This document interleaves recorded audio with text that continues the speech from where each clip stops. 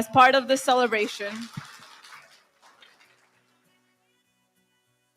I know we've all been waiting for this moment for a long time and are thrilled to finally meet and hear from Dr. RSP.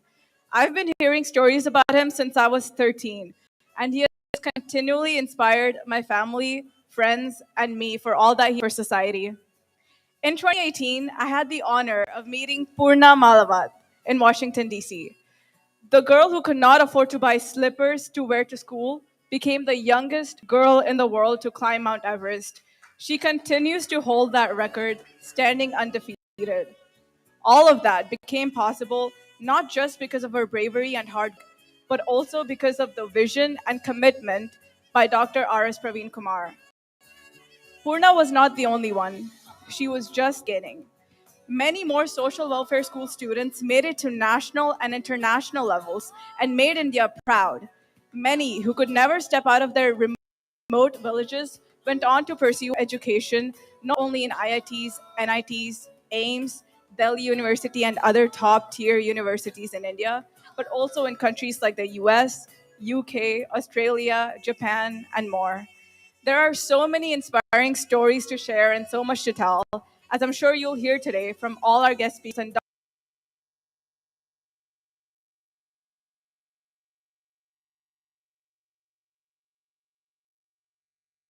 any more time of yours, I want to welcome you all again and request you to hold your breath as we have a wonderful agenda set for this evening. We'll start the event with the American National Anthem, followed by the Indian National Anthem. To take forward the program from here, I'll hand over the mic to our wonderful MC for the night, Mr. Luke Raj Peddapalli. Thank you all and welcome again.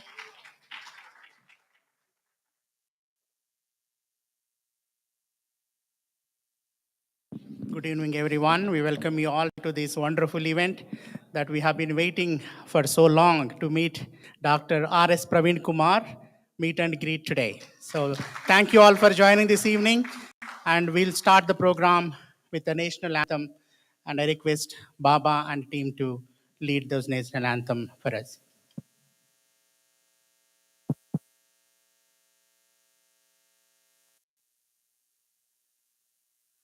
May I request you all to please stand on our feet, and we'll start with the national anthem. Brother Baba is going to help with that.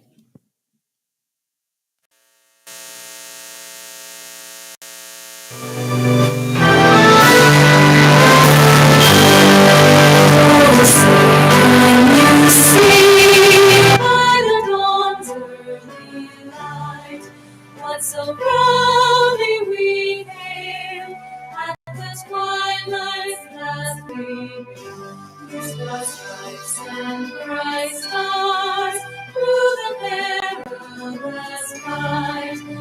For the ramparts we watched were so gallantly streamed, and the rockets red glare, the bombs bursting in air, gave proof through the night that our flag was still there. Oh, sing us that star-spangled banner yet wave.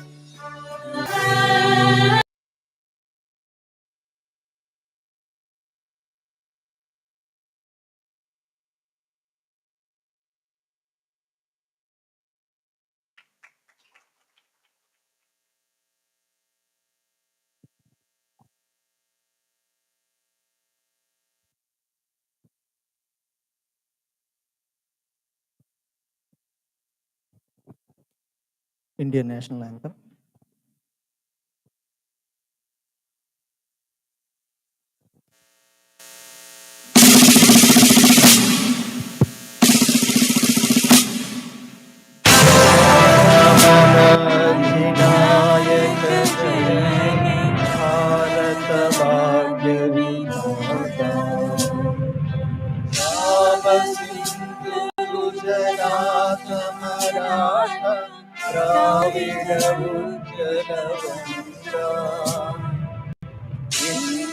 Himachal Yamuna Ganga Utkal जलधि तरंगा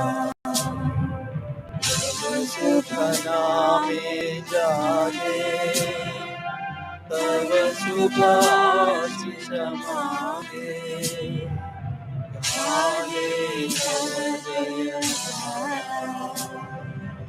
जन गण मंगलदायक जय हे भारत भाग्य विधाता जय हे जय हे जय हे जय जय जय जय जय Hind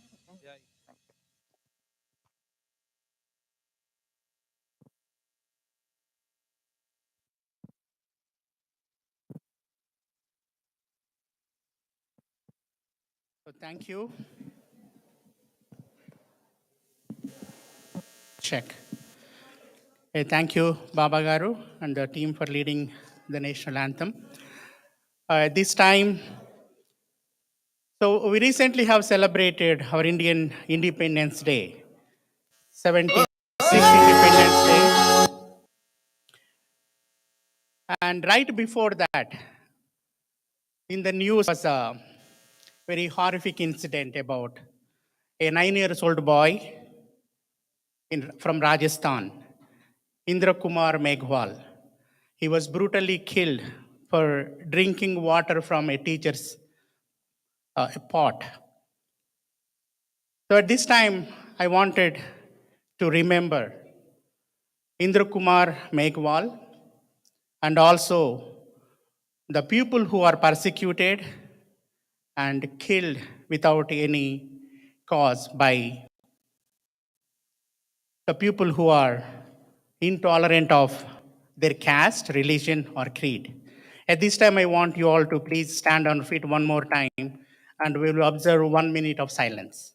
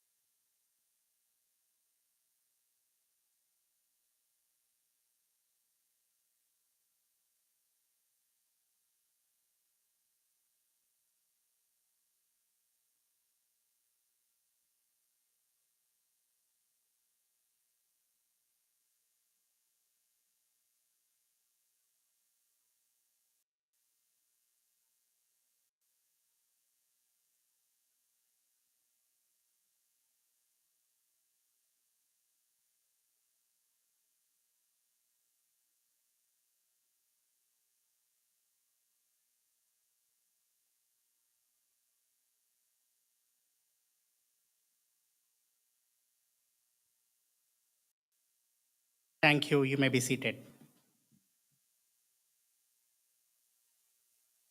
All right, before we start the agenda of the program, I just wanted to I just wanted to please everybody to please occupy the seats in the front tables. That way, if anybody is coming late, they can have the seats in the back side. And please mute your phones. Maybe you can put it in the vibration mode. That way, when our the beloved speakers, we have like list of speakers here. When they are speaking, we don't want to interrupt. And I want everyone to humbly request everyone to remain seated unless you need to go out for any urgent work.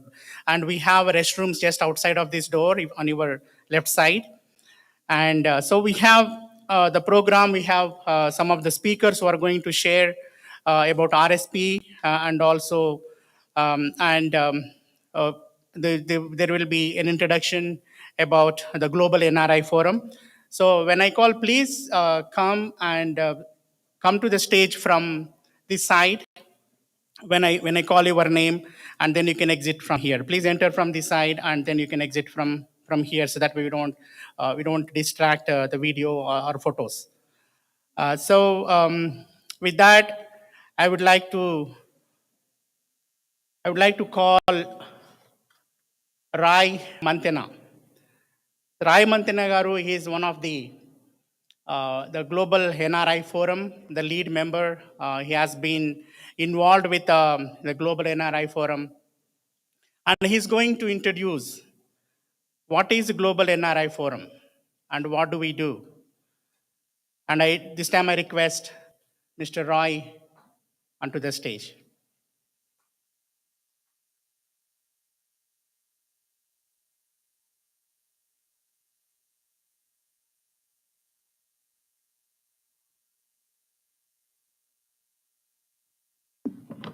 Good evening, everybody. Can you hear me? On the back, all the way? It's hard to see. The lights are focusing. And good evening, Atlanta. And I lived in America for 25 years.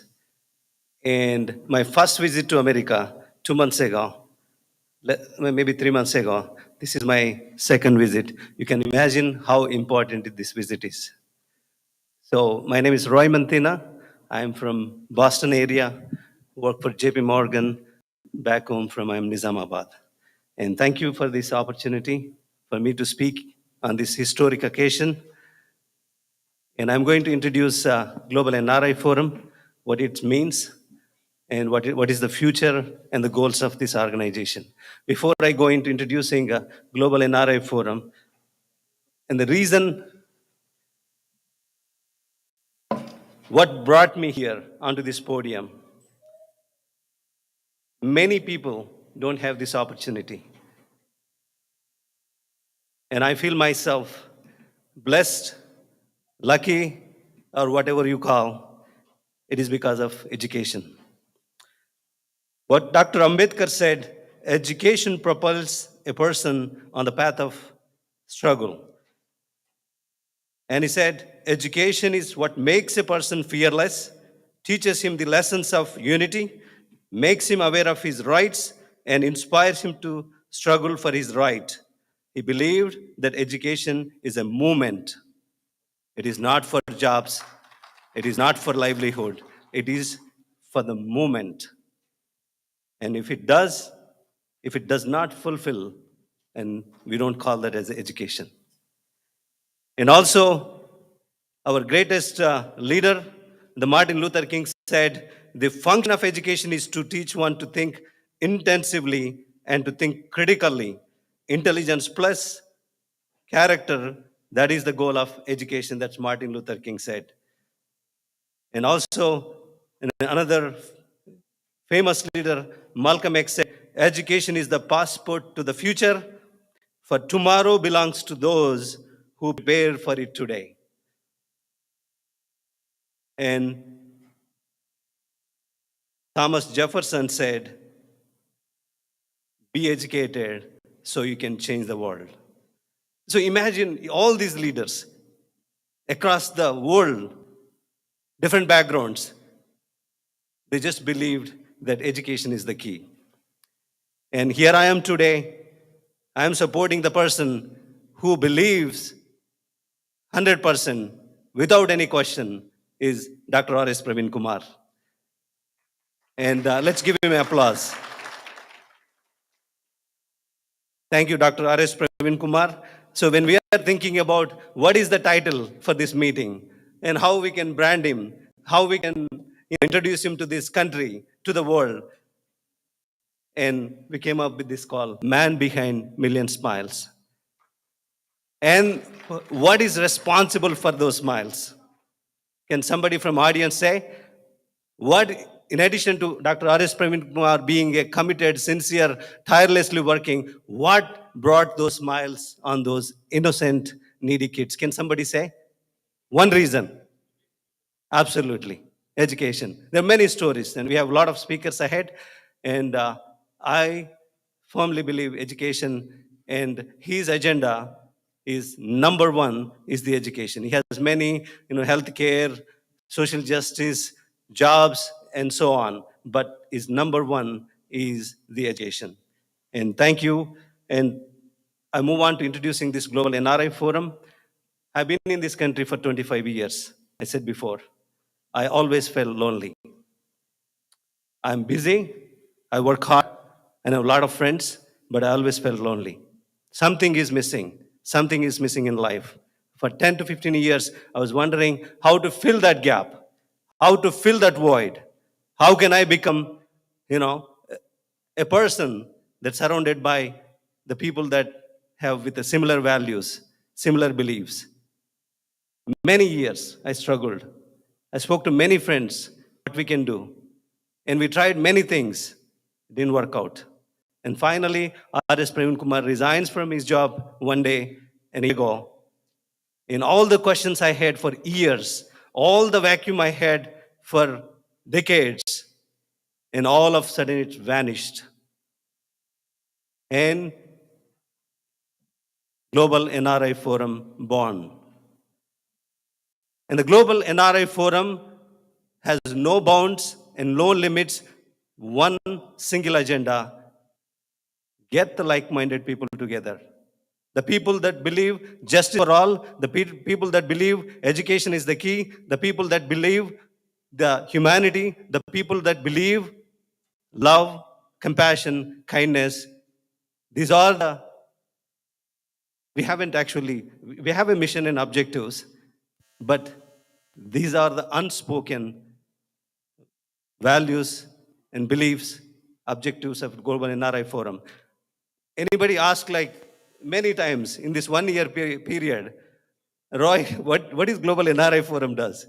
I used to take 5 minutes. Even Venkat Marozu, Uma, and all the friends, we all work together. We used to take like 5-10 minutes to explain, this is, and in one of the meeting, R.S. Praveen Kumar jumped in and said, it's a network of networks. It is a network of, I was in Chicago, a cameraman said, we have 45 organizations in Chicago on different lines and different objectives and no goals and no destination. And Global NRI Forum has goal. Global NRI Forum is a destination, and we are going to fight for justice. We are going to fight for education. We are going to fight for healthcare. We are going to fight for the smiles on the faces of those innocent people in India, elsewhere, anywhere. So please join us. We are on Google and we are on Facebook. We have an email, globalnrisforum@gmail.com.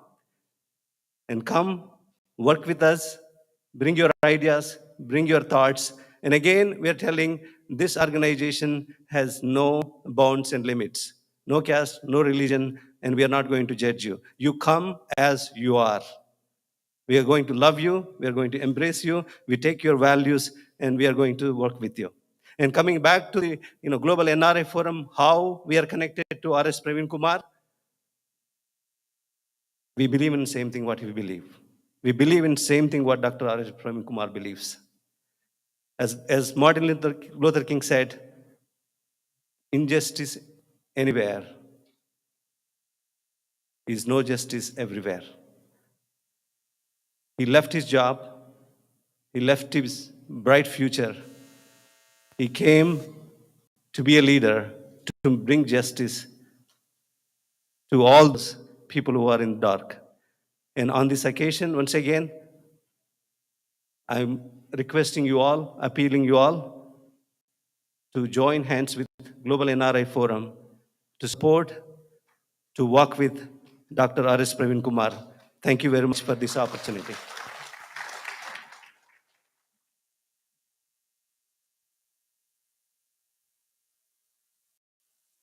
Thank you, Mr. Roy. I was introduced to Global NRI Forum through Brother J. Karnila. He added me to the group, and then Vasant, followed by Vasant Namu.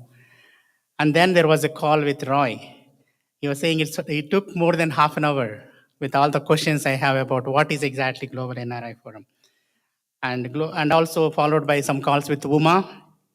So it is mainly paying back to the society. That's what we have been doing. And there are all like-minded people paying back to the society. And then when this all introduction to Dr. RSP happened, political power is the key to all the problems. And to contribute to socio, educational, economic, cultural, political upliftment of underprivileged communities and people, the purpose of GNF is just to support the leaders who do that. Thank you, Roy, on again. And at this time, I'm going to invite Angela Jetty to talk about why we support Dr. RSP.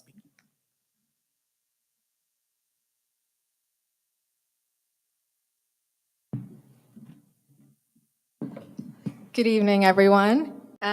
Dr. R.S. Praveen Kumar is an exemplary former IPS officer and Secretary of Telangana Social Welfare Residential Educational Institution Society, who found his true calling in supporting and uplifting children from the most underprivileged sections of society. Dr. Kumar started the movement Sweros based on the ideologies of Jyotirao Phule and Dr. B.R. Ambedkar. SWERO stands for Social Welfare Arrows, which means that the sky is the limit and there is no reverse gear or no looking back or standing down. Through his introduction of the P5 model in social welfare residential schools, he has added various programs for enrichment, such as Voice for Girls, mountaineering, horse riding, filmmaking, and many more programs that has led to the development of real-world skills outside, in addition to academics.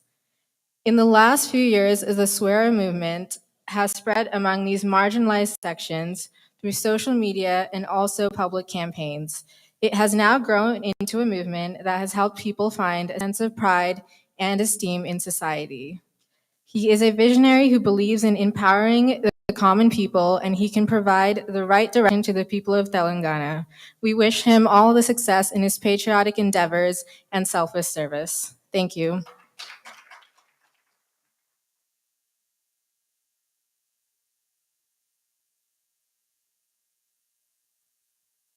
Thank you, Angela. So we heard about Swaros many times. And so that is the man behind Million Smiles, Dr. R.S. Praveen Kumar. And the people who studied in social welfare schools and colleges when he was a secretary. And we heard about many news and in the speeches, but we have one person in our midst who can testify what Swaros means and how Dr. RSP impacted. This time I request John Carney to come forward and share his experience.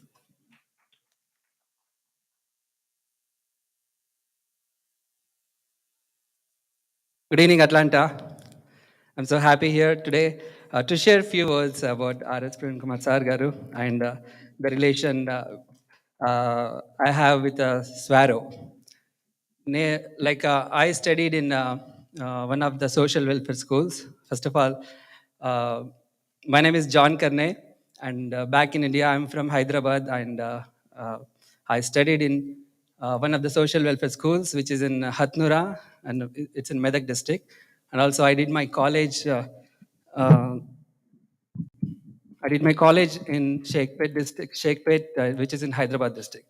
So, and thank you so much, the lead team, for giving me this opportunity to share few experiences in the Swaro and social welfare departments.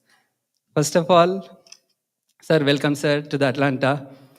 I'm so happy we are enjoying your presence here with us today in Atlanta. We are preparing for this event for at least 2 months. I'm so excited to speak here today. Main thing is when I was studying in social welfare schools, by the time somebody was our secretary, not the Praveen Kumar sir, because I completed my education in intermediate education in 2007. So by the time somebody was the secretary, and by the time we did not have a kind of proper proper guidance. We had education only. It was like limit to the education and somewhat like here there, ups and down, but not like boosting. It's not like kind of supporting, encouraging like that. We used to go by our own minds. We used to go by our own way. We used to find our own ways to do whatever we wanted to do. So I was kind of jealous. Oh, we didn't have a Praveen Kumar sir was our secretary by the time. But I proudly say my things like in my family, like around 15 people, like cousins, whatever they are. They all studied in social welfare department, social welfare schools in various branches like Medchal, Narsingi, uh, and Daulatabad, Hatnura, Sheikpet, like that. There are many branches. Swaro is like social welfare schools are like around 300 by the time when we are doing a school. 300 schools in throughout Andhra Pradesh and Telangana, like combined state. So the main thing is regarding the social welfare schools, like I'm saying, 15 siblings were studying. I saw like drastic change in the education system, like in our brothers, sisters' education system. They used to share their stories, what they are experiencing in the social welfare schools. By the time Dr. R.S. Praveen Kumar sir was the secretary, he introduced so many new things, like he not only gave importance to education, he also gave importance to the other cultural activities. Like we did not experience those cultural activities, like filmmaking, sports. You might know a few people like Purna, Anand. They are like from my school. I proudly say that they climbed the Everest in the age of 13 and 14. I proudly say that they are from my school. And this was a change. Not only this one. Like like poor people who can't bear the expenses, who can't bear the educational financial needs, they are getting the medical seats. They are getting the engineering seats in the not only in India, like in the foreign countries like America, United States, Australia. We did not see those drastic development, drastic change when when we were in the school when we were doing our school. But when R.S. Praveen Kumar sir came and took charge of education minister, like a secretary of Telangana Social Welfare Residential School, like I saw like many of the fruits from the like from students. I also I used to go to some of the schools because I did not have a proper guidance what to choose, what to what to select the path after completing the secondary education or primary education.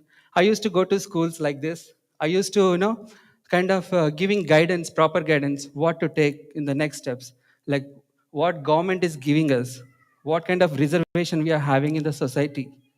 I wanted to kind of share my experiences with them, and I wanted to answer their questions. I wanted to show the right path to select the good way, so to select the good path in their careers. One day I thought I wanted to bring this to R.S. Praveen Kumar sir, and he was very near to us because I used to live in Mehdipatnam. Mehdipatnam is very close to Masap Tank. It's like a 3 kilometers away, and his office is very reachable. R.S. Praveen Kumar sir's office is very reachable. I used to go because one of his PA is Durga Prasad. He is my school senior. So I used to have a kind of easy access to meet Praveen Kumar sir, and also one of the chamber member, Sharma sir. Sharma, he was our principal, and he used to work for Praveen Kumar sir. So I used to have a easy access to go and share few words, like a few experiences what students are facing. So I wanted to bring that information, sir. I have a plan. I wanted to do this to the society where I came from. And then by the time sir introduced me to the Swaro. Until that, I did not know the Swaro. I used to go by own. But when sir introduced me to the Swaro and some key people in Hyderabad, I used to work with them in the Swaro. So why I'm sharing this story, the school story, is like before me, he had a vision. I was thinking nobody's there, nobody's going there, nobody is there to share, kind of showing the good way, showing the right path to the intermediate students or 10th class students. But when I shared this experience with Praveen Kumar sir, he introduced me to the Swaro, and he told me, we already having this kind of vision, we are doing it, and I joined the team. Thank you, sir. That time you introduced me to the Swaro, and like I'm saying, he already had the vision. That's what is a main thing I wanted to say. He already had a vision how to do and what to do, what would be the next key steps to the students and how they will grow in their careers. So this was the main experience with me, with the RS Praveen Kumar sir and also Swag. And thank you, sir. And you are the last person whom I met when I'm flying to America, and you blessed me. I think you remember that phase. You blessed me, and you hold my passport in your hand, and you blessed me, and you sent me to United States. Thank you so much, sir. You inspired a lot to many of the students, like my siblings and all over the state. Thank you so much, sir, giving this opportunity. Thank you, Anna.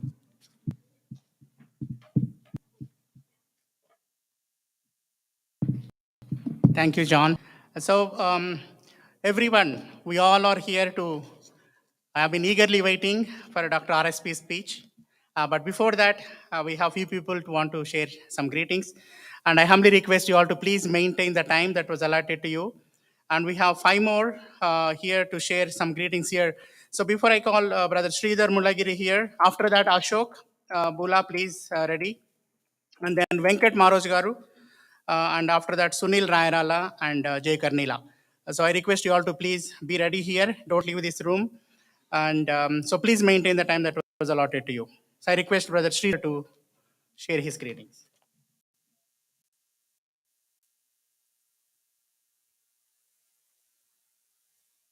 Thank you, Brother Luke. Good evening, everyone. Our lifespan has a limit, but our potential to transform has no limits. If not you, then who? If not now, when? So this is the statement that Dr. RSP has made, and that caught my attention. And I'm standing here to say why I really started exploring about RSP, Dr. RSP, because I'm very new to him. So one of the things that most of you all agree, right? Those of you who are in the leadership roles, to identify a winner, we always look at the past performance, and also that gives us an indicator to see how they're going to perform in the future. So, and the other thing that I want to also say is that, the difference between ordinary versus extraordinary is only extra. And that's what the extra itself makes the person to be successful, because they do go the extra mile. And that's what makes them different to the ordinary people. And today, and those extraordinary people become legends. And you all know that, take any field, like be it art or be it music, film industry, entrepreneurship, everywhere we have come across a lot of entrepreneurs, a lot of legends. So I'm happy to, with my few things that I have researched about Dr. RSP, I truly believe that he is a legend and a making that he has already made so many people lives change. So, ladies and gentlemen, my name is Sridhar Mullagiri, and I stand here to say 3 things about Dr. RSP. I know the time is short, but the 3 things will take me 3 minutes. So the one thing, first thing is, why did the 3 questions that I had when I was looking for some background about Dr. RSP. So the first one is, why did he quit a successful IPS job, right? And so, like I said, my name is Sridhar Mullagiri, and I've been in US. I came here at the age of 23, and I've been in US more than half of my life.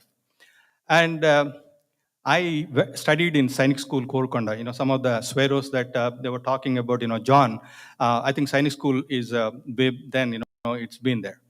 So, and then my brother is a doctor, and his name is Dr. Praveen. And my sister is a lawyer by education. And my brother-in-law is an IPS officer, Madhu Kumar, MP cadre. Why did I say all this? Not to just boast about myself, but the identity is what I'm trying to say. How could I get this identity, or my family get the identity? That's because of my parents.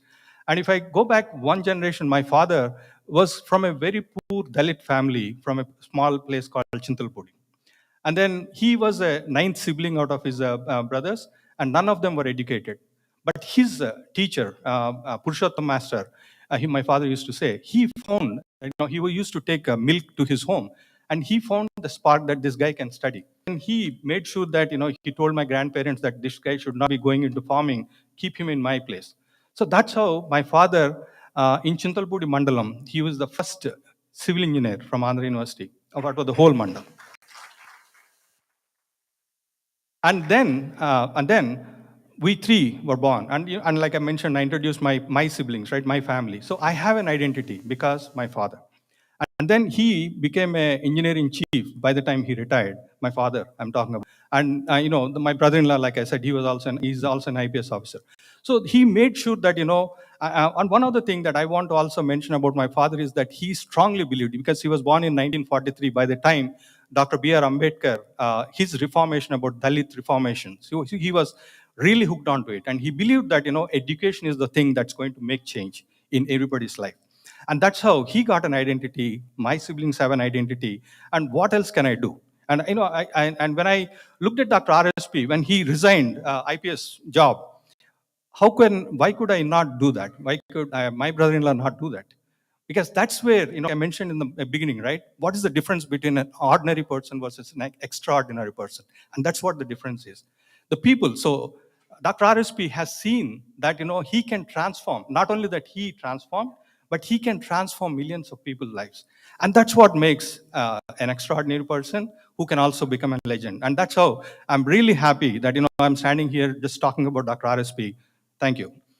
And the second thing that I wanted to quickly cover is that the Sparrows movement. Brother John just gave a testimony.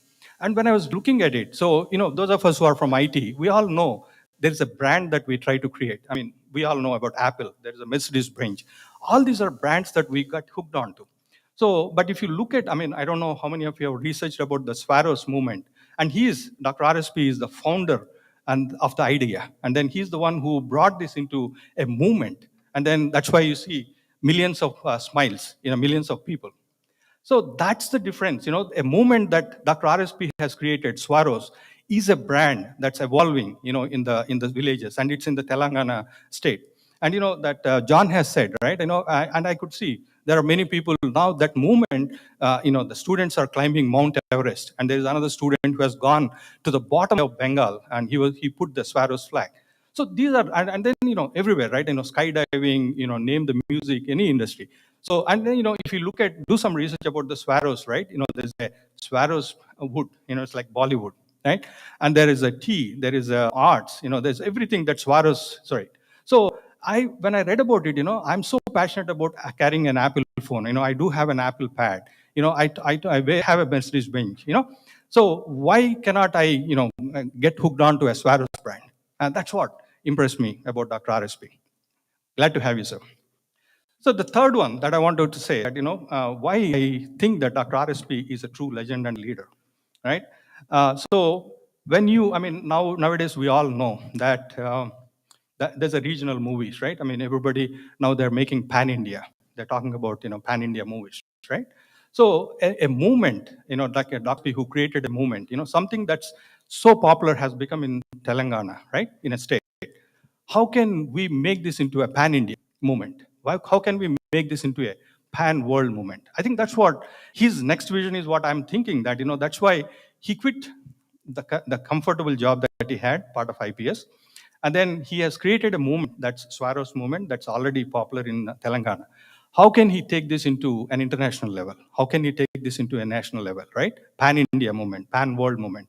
And that's what I think maybe, this is what my read on what you're going to be doing next is that BSP, right? This is the Bahujan Samaj Party is what he has joined last year. So if you see, like I said, Dr. B.R. Ambedkar, who actually was the reform movement that he started, and all of us have evolved. So BSP, which was formed in 1984 on April 14th, that's the day that Dr. B.R. Ambedkar's birthday was. And then over a period of time, since 1984, there was I think 1995 to 2012, the Mayawati, she was the chief minister.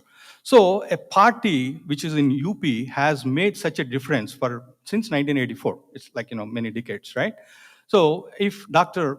RSP believes that, the BSP is another platform that can take his movement into the India level, right?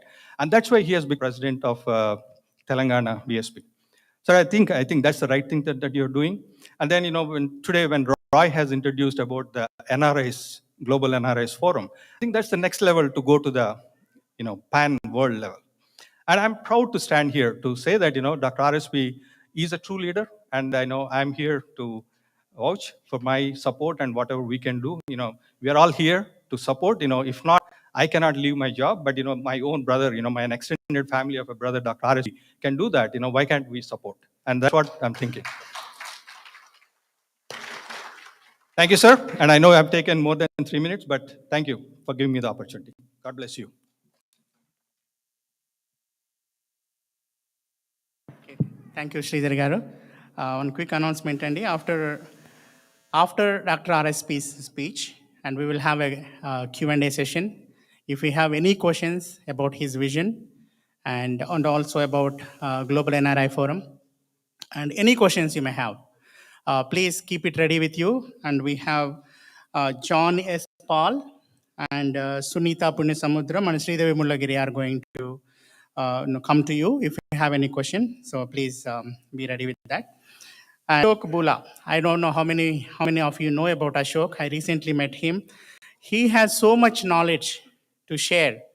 But again, giving him 4 minutes is not not good. But again, I know. But he has so much wealth of information he can share with Ambedkarism, ideology, and so many things. But this time, I want to request Ashok to share a few words.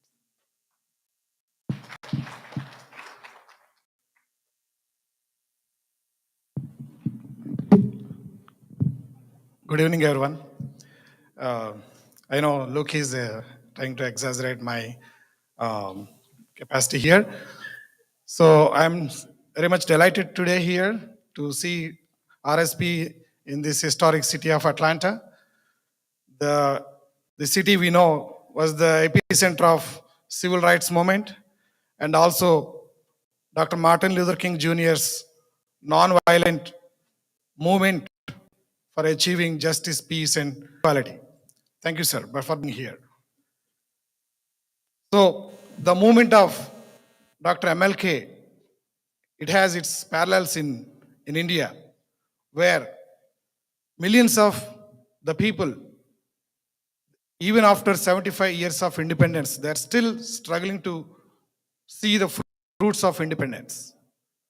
Precisely for the same reason, we want the politics to change. We want the alternative politics to start and take the leadership of the country. We know, being NRIs, we are all part of, or we are all used to do some sort of charity activities or be part of some welfare activities and make some donations and do few things that make or bring change in the lives of few individuals. But to bring a bigger change, definitely we need a movement. A few charity activities cannot make a movement. They only supplement the movement. We need a movement, a social movement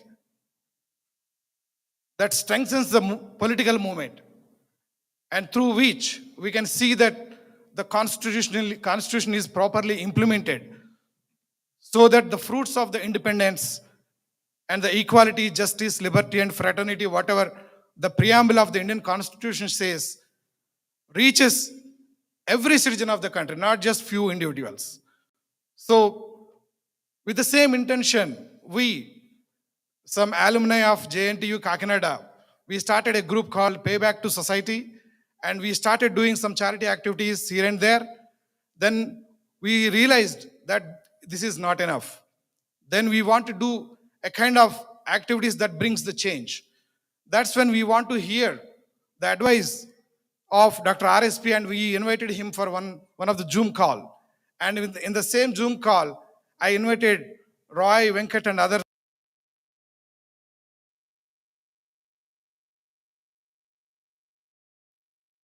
Origin of this Global NRIs Forum.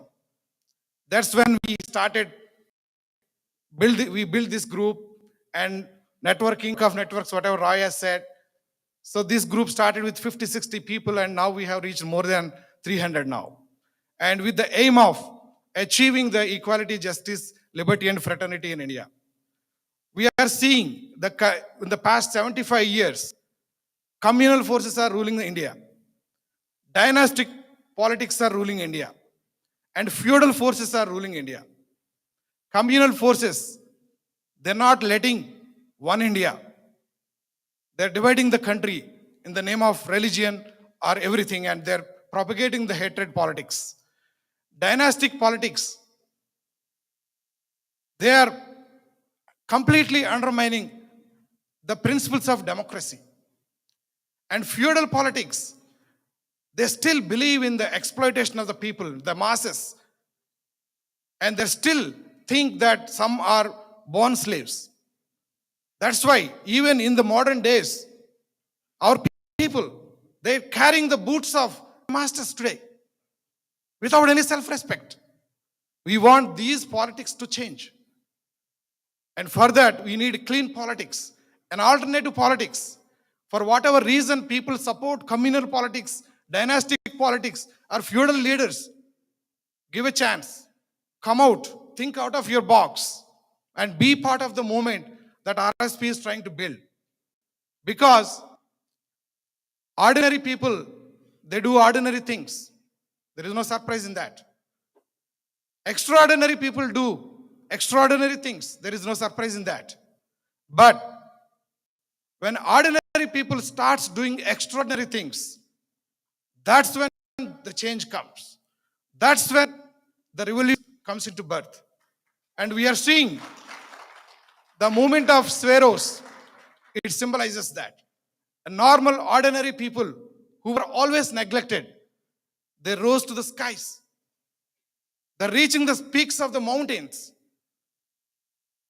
They're realizing their distant dreams and coming to USA today. It was a distant dream those days. And now we have thousands of the people representing those underprivileged communities. Now we are doing our own things in USA. The free land, land of dreams.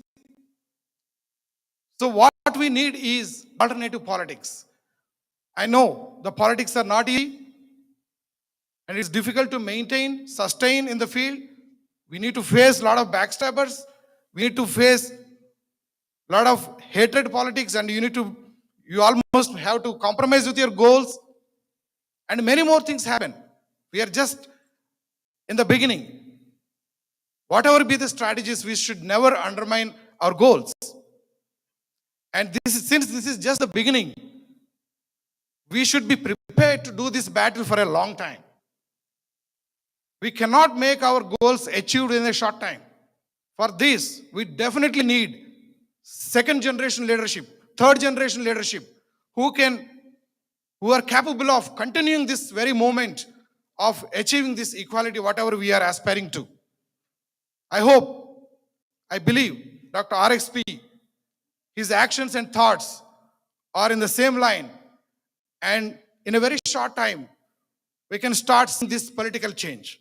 I request everyone to rally behind his efforts, strengthen the platform that he is building, and the platform of GNF definitely will be with him during his efforts. Thank you, everyone.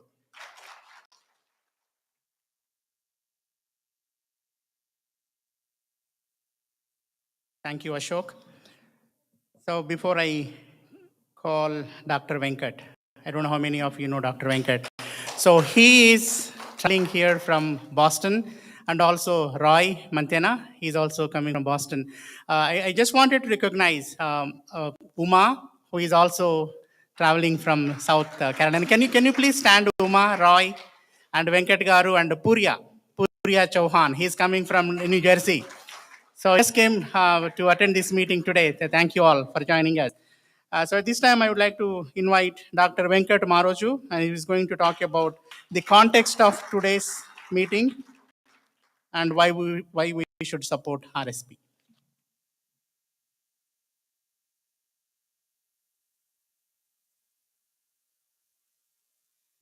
Good evening, friends. My name is Venkat Maroju. I am from Boston. Back home, I come from a town called Jangan in Telangana district. First of all, let me thank you all for coming tonight's event and sharing your valuable, Saturday evening with all of us. And I also want to thank this Atlanta, Georgia team that has been really very enthusiastic and put up a very, very, excellent show. Probably this is going to be the biggest meeting in our, 10 plus cities tour. So really, a big applause to Atlanta team. Okay, friends, I think this is by any means an historic event that we are witnessing in America, okay, in the United States, especially for Telugu diaspora, Indian diaspora. This is unlike anything that happened. I've been in this country for 31 years. This has been a dream. I have been in public life some way or the other for last 20 years, and people like Raidas Mantina, actually Srini Kandela couldn't be here. This has been 20 plus years of dream that how do we build an alternate, a majority marginalized sections of India to be a force in United States as well as impact home our communities. Okay, so today, Roy said we formed this GNF 1 year back, and when Dr. RSP wanted to join the politics, that was an opportunity we wanted to seize and created. Overnight, we had about 70 people, and today that grown into 300 people, and that is responsible for happening. Believe it or not, now we are 10 cities. Now we are at 2 more cities. We visited 12 cities in this tour within a short span of 1 year. So that is an amazing feat that really tells how much people admire and basically support Dr. RSP. So this kind of I've been involved in different organizations. Never happened. So, friends, I think, as a NRIs, Indian diaspora sitting here, we are actually one of the richest minority in the United States, one of the most successful, minority. We are sought after engineers, doctors, technology entrepreneurs, and Fortune 50, CEOs. So that's what we talk about. So, but that's only a small part of India's story. The real India story, if you have to summarize in one thing, we fall 131 rank in a human development index in a countries of 180. 131. Just imagine where we stand. 30% of Indian population cannot feed themselves 2 meals a day.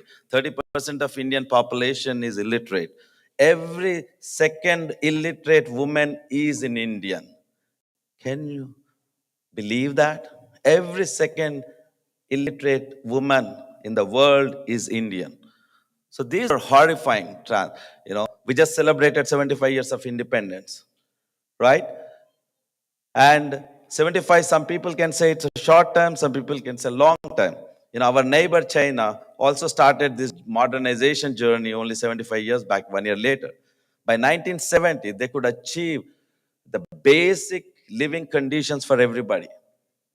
They had a good school and a healthcare center by 1970s in every village. And China now is boasts about 7-8 times of our GDP and the growth and the prosperity and the egalitarian society that has built. We are nowhere close to it.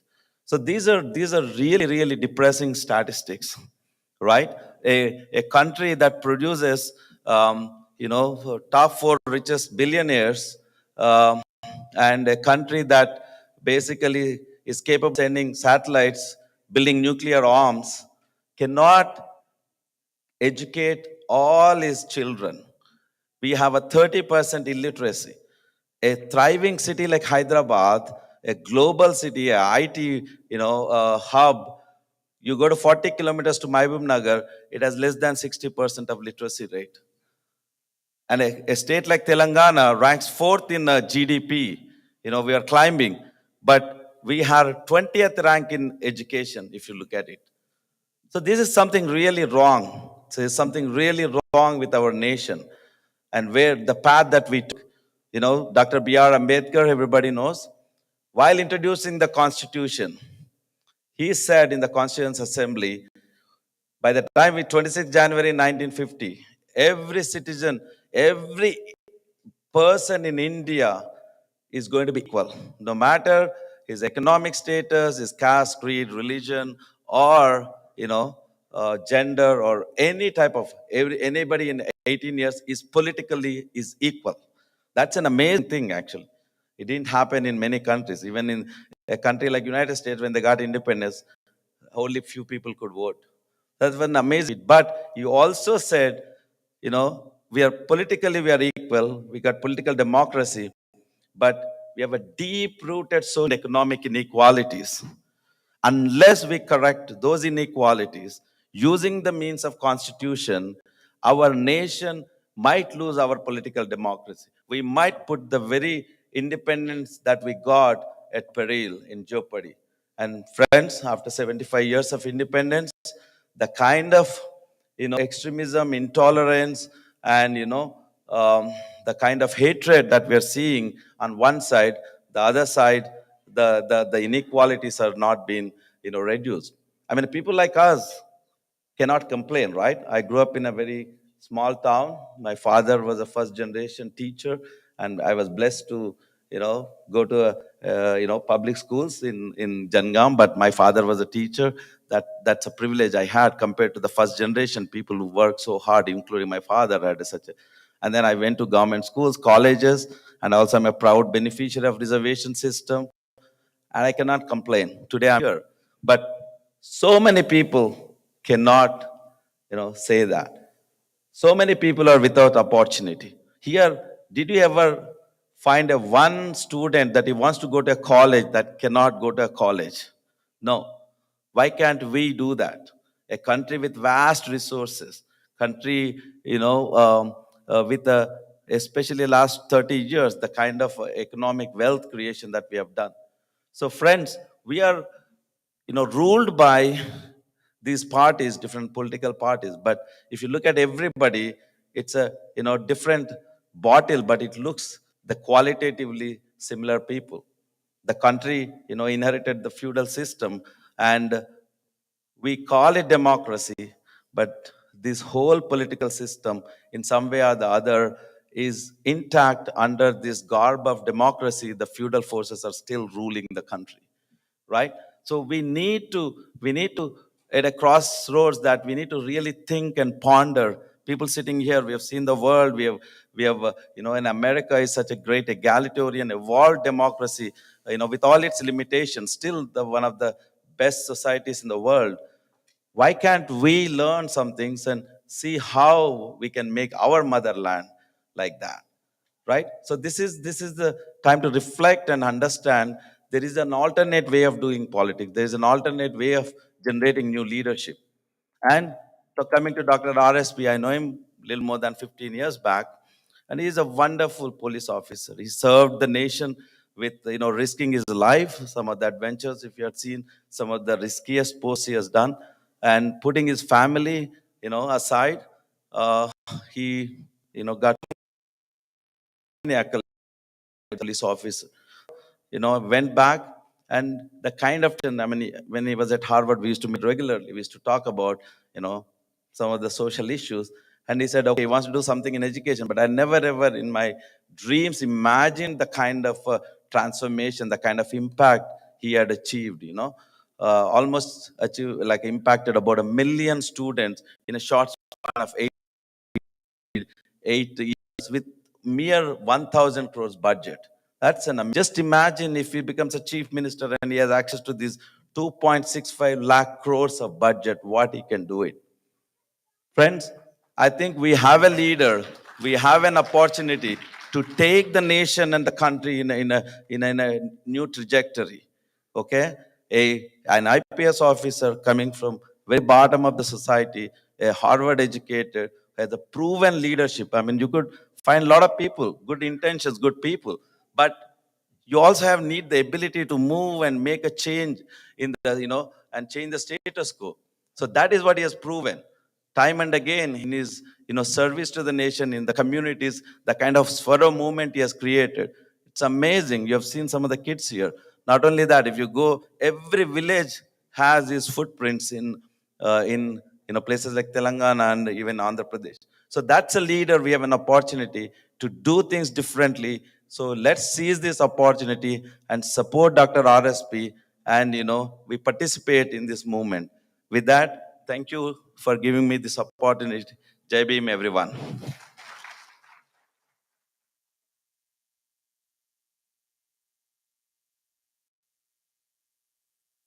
Now I'd like to request Sunil, Brother Sunil, with few minutes, he's going to share his greeting.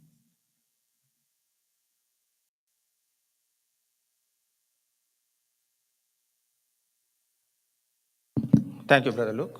Munde a few minutes anadu, so I'll be brief and wait for the event. Actually, I Andhra Telangana Telugu prepare ayyochuna, but Brother Jaker said to speak in English, so I'll speak mixed. Hopefully, it should not be matter.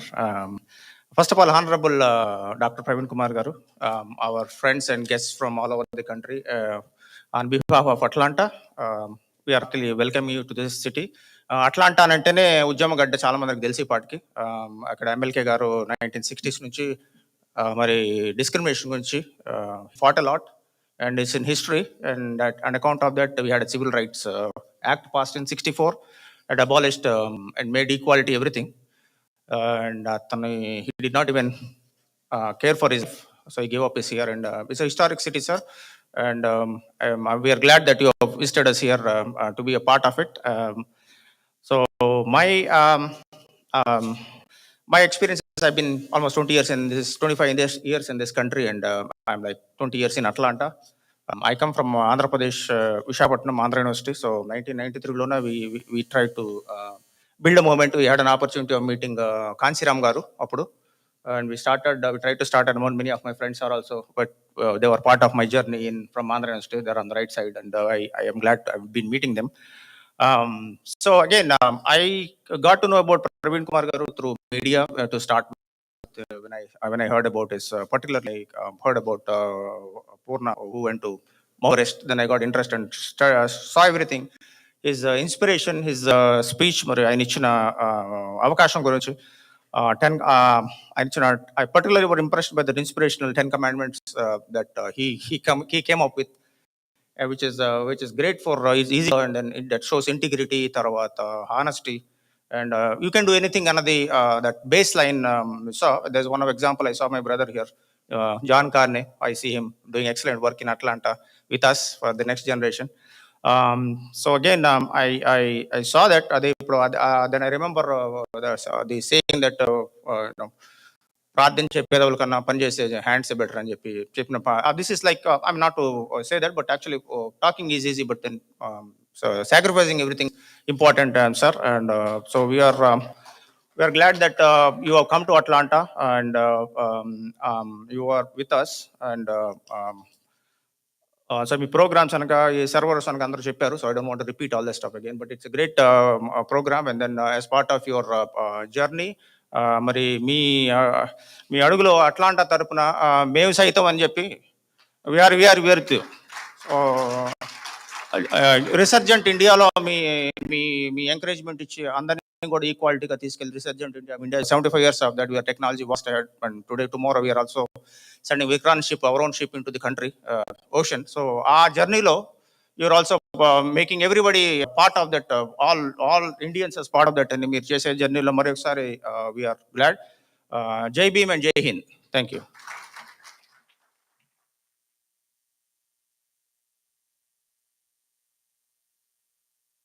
It's the last part of the greeting Sunday, so I'm going to invite Jaker Neela brother. My last at least more than 2 months nunchi my Atlanta event kosam, and I have seen the hard work he put behind, and a lot of coordination, lot of calls, and so he sacrificed so much of his time for this meeting today, and it is honor to invite him again to share a few greetings. Jaker Neela.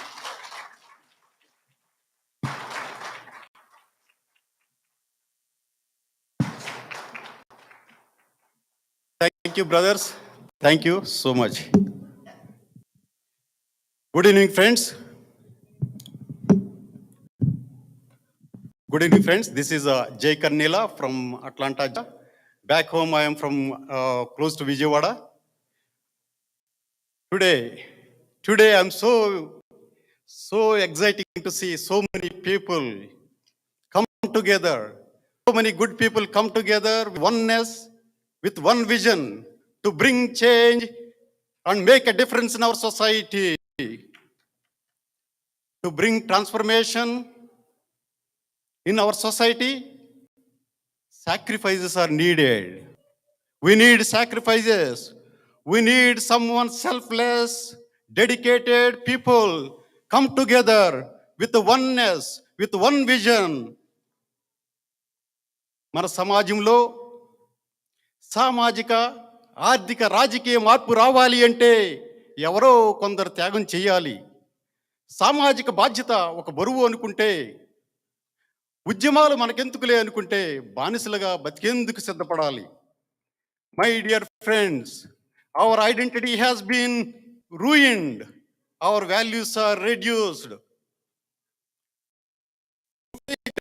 Our fathers' dreams fail to fulfill our forefathers' goals. We might be feel limited. We might be feel controlled. We might be feel crushed. But remember, friends, our lifespan may have limits, but our potential to transform the people has no limits. So many great people, world leaders has proved it again and again. We all have stories. We all have stories to inspire the people. We all have stories to motivate the people. We all have stories to encourage the people to live a better life. All you need to do is rediscover your identity. From where you are coming, just rediscover your identity and write your own commandments and hit the right away. If not now, when? If not you, who? Let's all together and make our stories great successful. In 1991, I had chance to meet Kanche Garu at our university guest house. During that time, he told story about our forefathers. He told story about their sacrifices. He told story about their vision and their dreams for a country. One sacrifice hit my heart. It touched my heart. When Dr. Baba Saheb Ambedkar Garu aggressively fighting for our social justice and women's rights day and night, his kids fell sick. He don't have money to take them to good hospital to treat them. He lost his 4 of his kids to sickness. Not 1, not 2, not 3. He lost 4 of his kids. What a great sacrifice. If he was selfish, he could have made billions and billions of dollars and had a comfortable life like us. But he chose to stand for his vision. But he chose to fight for our freedom. But he chose to build the great nation. That story changed my attitude towards our society. That story changed my way of thinking about our society. Let's all together and make our forefathers' visions and dreams come true. Dear friends, what is your story? Share your inspirational story to your family, to your friends, to your relatives, to your neighbors back home, and ask them to act accordingly so that they can have a good life, so they can have a good future. Life should be great rather than long. ఎంత కాలము బ్రతికేమన్నది కాదు, ఎలా బ్రతికేమన్నది ముఖ్యం. గెలవకపోవటం అనేది ఓటమి కాదు, మరలా మరలా ప్రయత్నించకపోవటమే నిజమైన ఓటమి. Remember friends, we are not born to die, we are born to do something.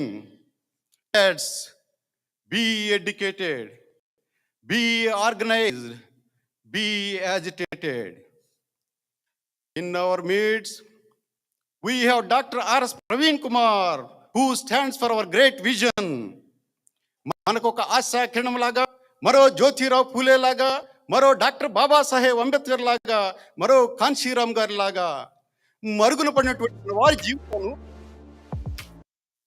ఉత్తేజింప చేయడానికి మరియు సొసైటీలో ఉన్న ప్రతి ఒక్కరికి ఒక మంచి విద్య, మంచి ఉపాధి, మంచి ఆరోగ్యాన్ని కలిగించాలనే లక్ష్యంతో తన ఐపీఎస్ పదవిని కూడా తృణప్రాయంగా వదిలివేసి సామాజిక న్యాయం కోసం పోరాటం చేస్తూ ఎంతో మంది చిన్న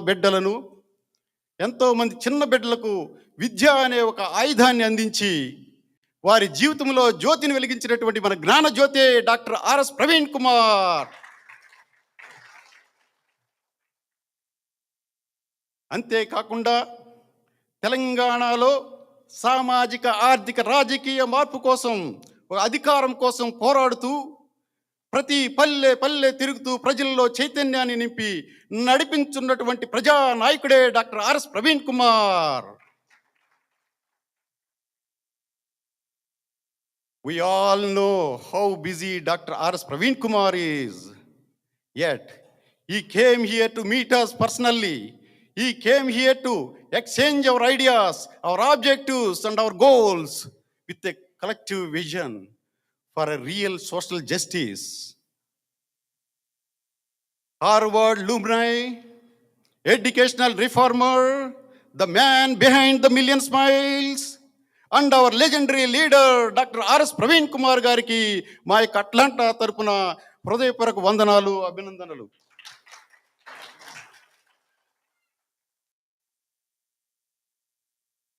Let us declare our support to Dr. R.S. Praveen Kumar గారికి and make this movement a great success in his life.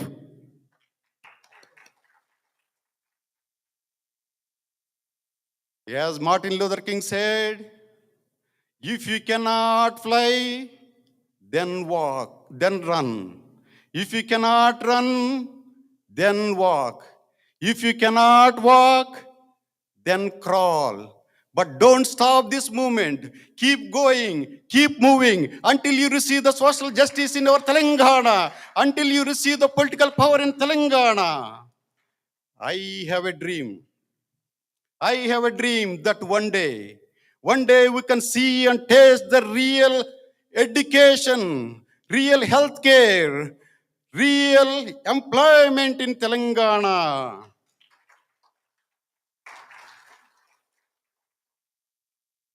I have a dream that one day we can see the real social justice in Telangana.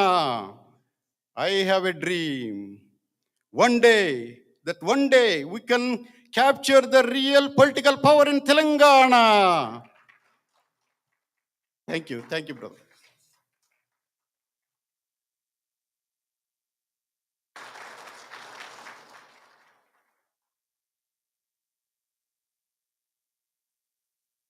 Thank you, Brother Jay, for that inspirational speech. And also, yes, one day we want to see Dr. RSP not only in Telangana but everywhere in India. That is our dream. So I also would like to thank Lakshman, Samba, and Ram Mohan. If you are here, can you please stand on your feet? Welcome you, brothers. You are coming from Charlotte. Thanks for joining us. So at this time, we have, please be seated. We have a special guest with us joining from, his name is Baba Sontiana.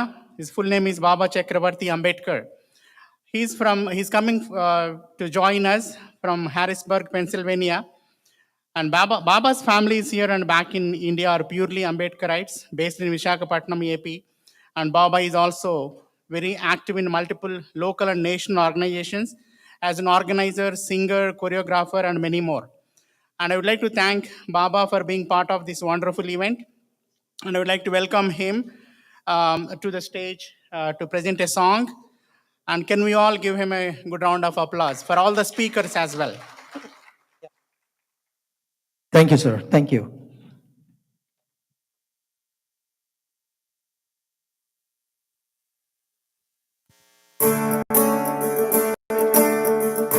Stop.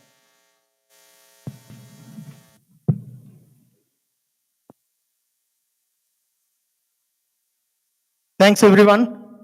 అట్లాంటాని లో ఉన్న వాళ్ళందరికీ కూడా చాలా చాలా హృదయపూర్వకంగా నమస్కారం తెలియజేస్తూ, నా పేరు Baba Chakravarthy Ambedkar. I'm from Harrisburg, Pennsylvania. Thanks to Jaikar garu, Sunil and Kamal, a lot of people heartfully invited me here. Sir, it's my honor to be part of this great occasion. More than anything, I really want to hear your words. That's why I came all the way from Harrisburg. నేను చాలా videos చూసాను మీవి, inspirational videos. And అవి I hope it works in my mind continuously, even though my background is basically from Ambedkar family. My father is an executive engineer, and he named entire family members as Ambedkar, Arundhati, Ramdhan, Jagatjeevan. All my family names are these leaders' names. So he did a lot of service, but I really want to see and encourage myself actually from your words, and I want to motivate. One thing I really want to tell my friends, Dr. B.R. Ambedkar said, you all know, educate, organize, agitate, these three words. Manavanta goda, I think first step already we crossed. At least we educated, we got good education based on our history, our family support, whatever it may be. Those fruits we really need to give back to the people who really don't have education in India. That's our first basic responsibility, I feel.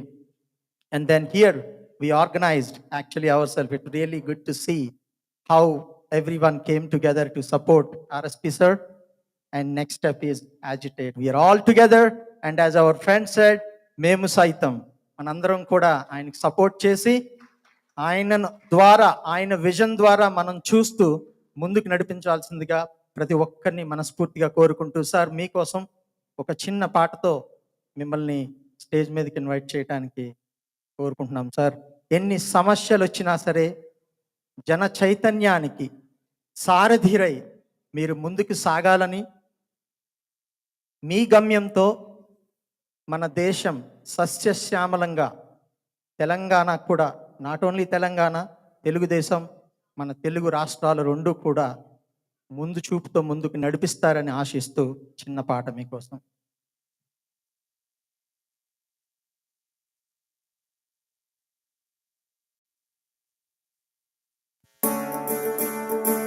Vande Mataram Vande Mataram Vande Mataram Vande Mataram Vande Mataram Vande Mataram Vande Mataram Vande Mataram. జనగణమును పద పద పదమని జనజాగృతి పలికిన గీతమే వందే మాతరం.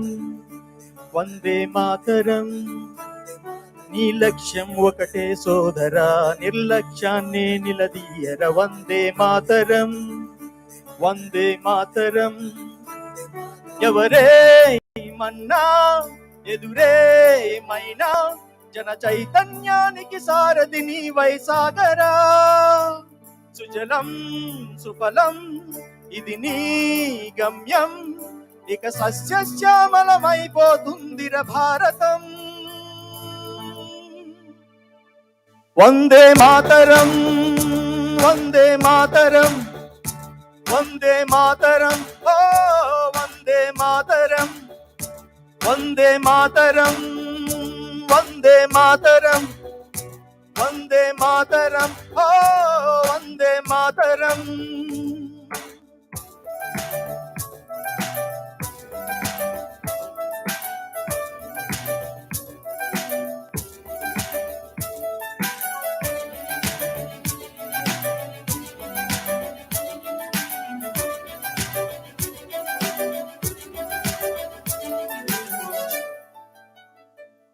ये देश प्यार की मिट्टी है, हर देश मोहब्बत मस्ती है, हर दिल में भर सच्चाई वंदे मातरम.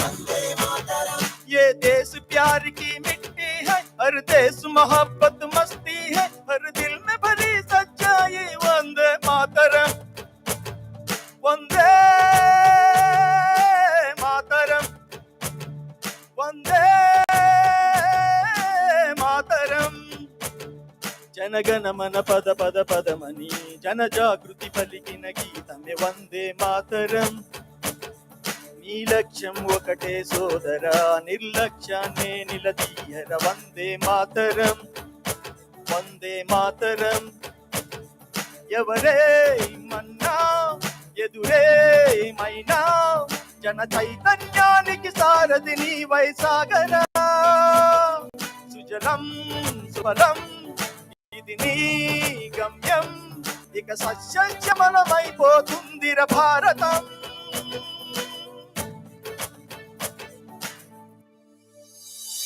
వందే మాతరం వందే మాతరం వందే మాతరం ఓ వందే మాతరం వందే మాతరం ఓ వందే మాతరం వందే మాతరం ఓ Vande Mataram Vande Mataram Vande Mataram.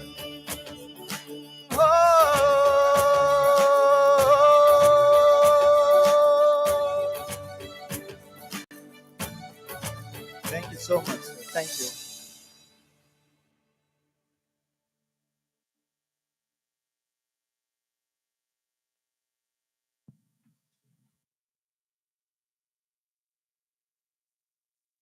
Thank you, Baba Garu. So I'm going to present few more songs for us after the program. As at this time, I would like to invite Chaitanya to introduce our Dr. R.S. Praveen Kumar this evening.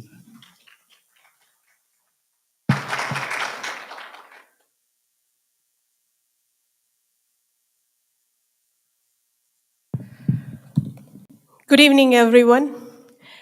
I really don't think Dr. RSP needs any more introduction because all the speakers before me have done such a fantastic job of educating who he is.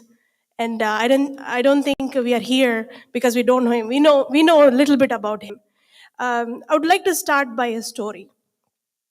So there is a man in a village living with his son, and one day the man has to leave the village to run some errands.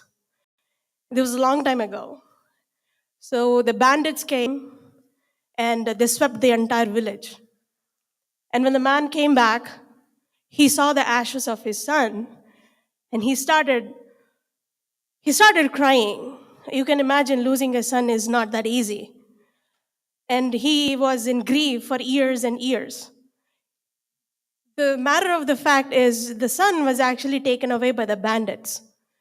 And all the years, the father gathered ashes of his son, put it in a velvet pouch, and is grieving every day, many, many years.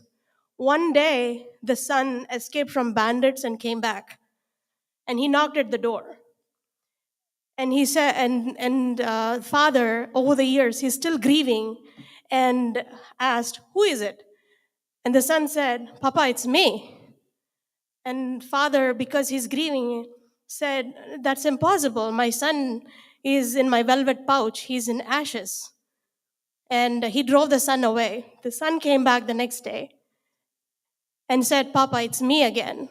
But the father didn't open the door. The son came back for the next 10 days, but the father never opened the door. I will soon drive a parallelism of what this is with the fate of our marginalized communities shortly. But Dr. RSP, born in Nalamalai Forest, his very first dream was to become a truck driver because that was his environment.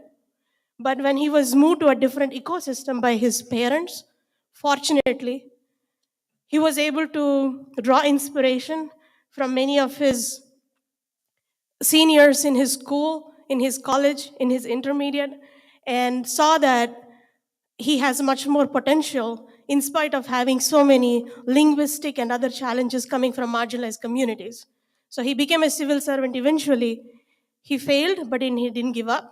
He failed the second time, he didn't give up. He became an IPS officer the third time. And from what I understood, he is a continuous learner. He is a leader in the making. He learned from our Bahujan leaders, way from Dr.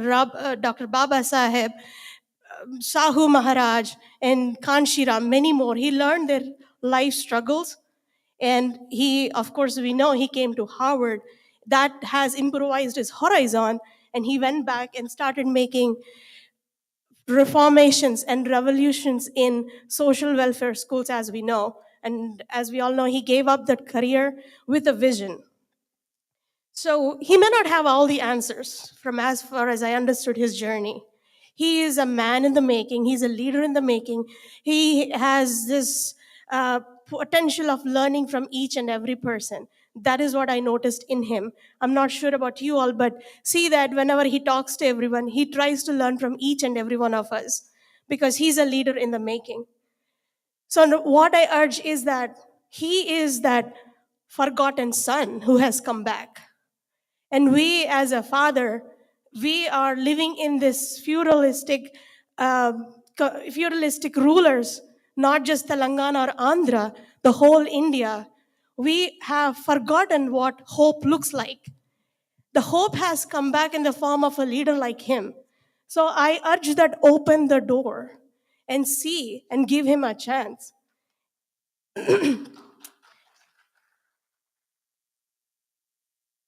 Like as I said, he needs no other introduction, but I know for sure that in order to create our future, his vision is, let us do ourselves.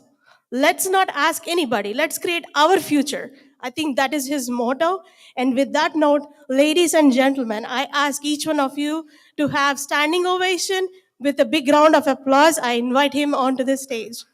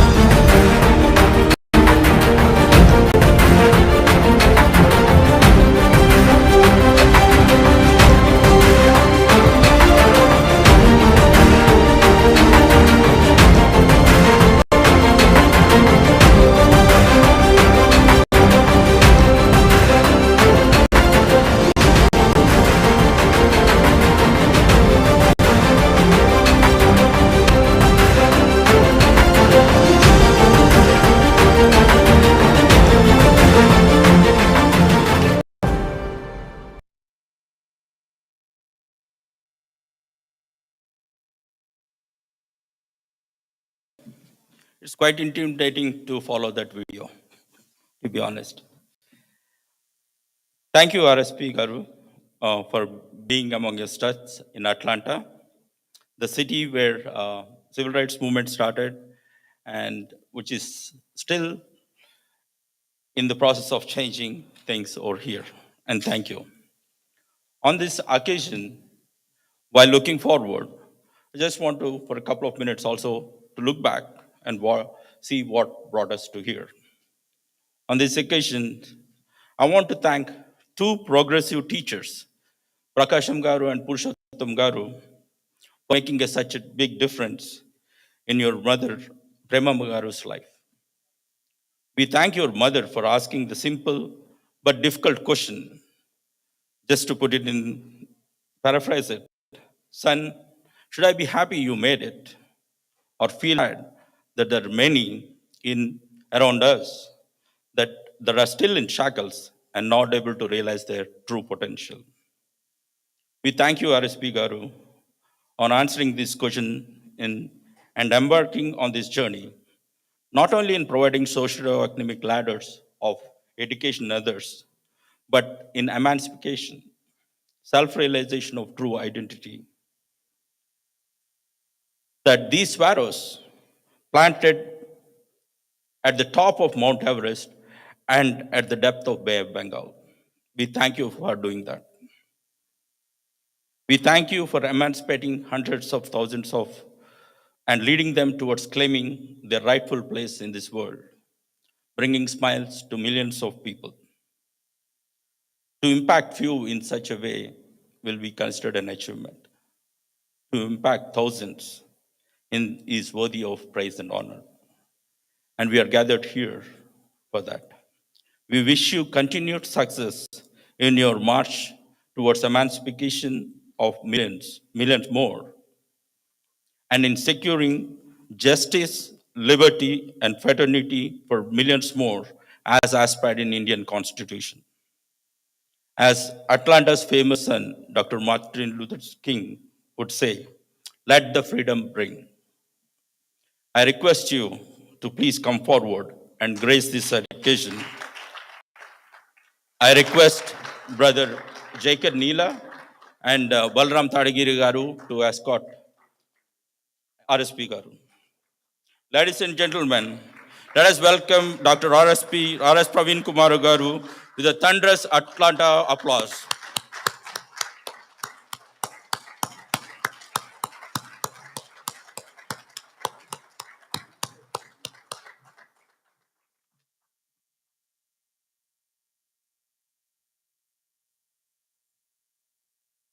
Also invite Sunil Rayala, Paul Punyasamudram Garu, John Panuganti,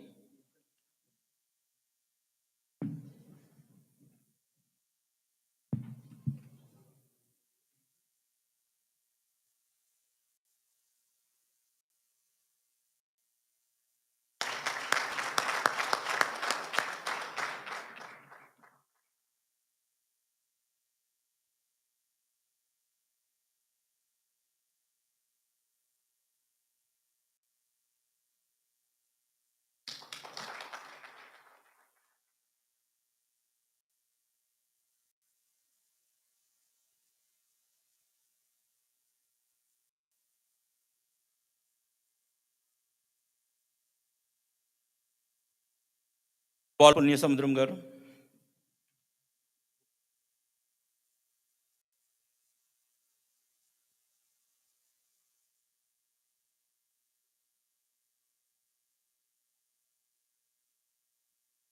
John Panuganti,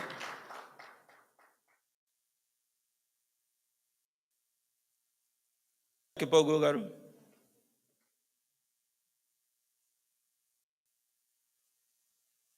Navkant Neela,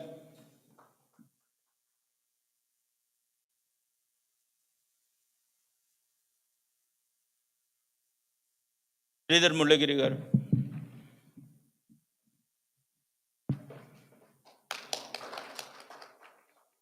Sandeep Chavan,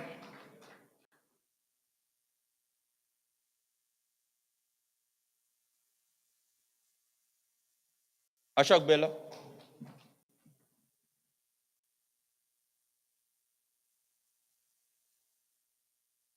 John Carney,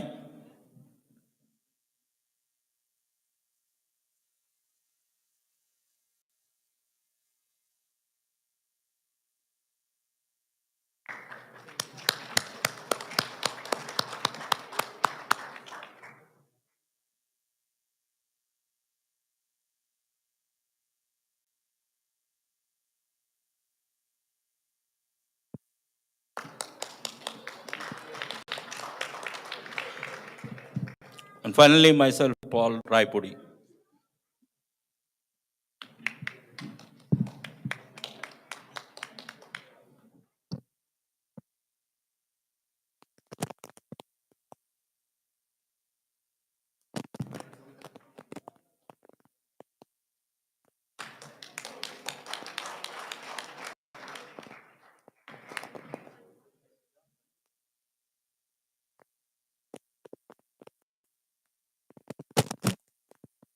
actually ఇక్కడ చిన్న విషయం చెప్పాలి. నేను అమెరికాకి వచ్చే ముందు sir ఛాంబర్‌కి వెళ్ళి నేను కలిసి షాల్‌లో కప్పి ఒక స్వీట్ డబ్బా ఇచ్చి వద్దామని అనుకున్నాను. లిటరల్లీ 4 అవర్స్ వెయిట్ చేశాను సార్ అపాయింట్మెంట్ కోసము. సార్ బయట చాలా బిజీగా ఉండి అప్పుడు ఆఫీస్‌కి వచ్చారు. నేను లిటరల్లీ 4 అవర్స్ బయట వెయిట్ చేసి సార్‌ని కలిస్తే ఆ షాల్ ఉల్టా నాకే ఏసి సార్ పంపించారు. సో ఈరోజు నాకు చాలా అదృష్టం అనిపిస్తుంది సార్‌కి. Thank you so much sir.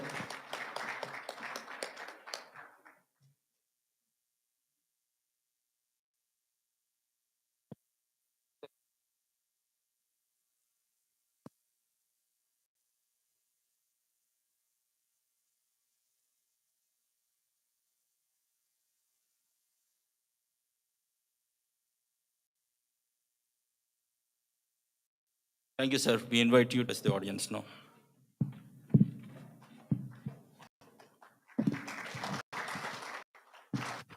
Very good evening, Atlanta. Good evening. Jai Bhim. Jai Bharat. Thank you very, very much. Even billion thanks will not be enough to describe the affection, love, and commitment you have towards not just Praveen Kumar, but to secure the dreams of millions of people in our country, not just in India, but all over the world. Thank you very, very much for this. The shawls that you have put on my shoulders and the flowers that you gave me today, they were not just the flowers, not just the shawls. They were the aspirations, they are the aspirations of millions of people of our motherland. You gave me a huge responsibility by placing those flowers in my hands and the shawls on my shoulders. It's not just out of a sheer love and affection, but that was also an embodiment of hope that you placed in my hands. And that was also a warning to me that I should not give up halfway through. So thank you very much for that. From the land of Gautam Buddha, Baba Saheb Ambedkar, Chhatrapati Shahu Maharaj, the father of reservations, Baba Saheb Ambedkar, the architect of Indian Constitution, which made all of us today, land of Ayankali, land of Periyar Ramaswamy, land of Kanshiram, land of Mahatma Jyotirao Phule, Savitri Bai Phule, Ramabai Ambedkar, Fatima Sheikh, Mother Teresa. From that land and to the land of Booker T. Washington, the great Martin Luther King Jr., it was quite a journey, my dear friends. It's really quite a journey. The journey was very brisk, very hectic, and full of experiences. Full of experiences. So since the day I've landed here, I landed right on the day of Indian independence, 75th year of independence, Azadi Ka Amrit Mahotsav. So 75 years of Indian independence, the moment I landed in Boston, so our brothers and sisters have embraced me with so much of love and affection. And from there till today, it has been a very, very hectic, very impactful, very meaningful journey. Unlike others, I have not been able to go to any tourist attraction.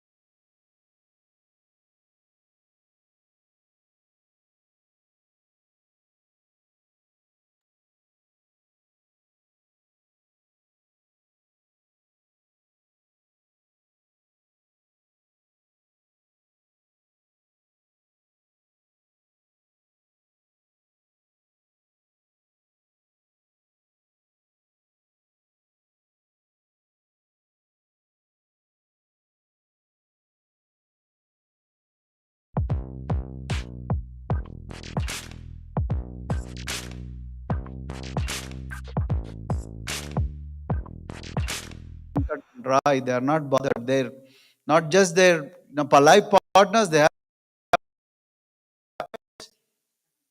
Yes, so all of them, they are missing the people. So, but still, they have a mission before themselves. So is the case with Atlanta. Then I've been talking to these friends in Atlanta, for the last 2 years. Uma, Jack or Neela, then Luke, Ashok Bula, then Chaitanya Bula, then Sandeep Chauhan, Raju, Shashikant Dande, then Prabhakar, and Paul, and many more people. If I have missed names, please excuse me. I've been talking to these people, much before the onset of pandemic.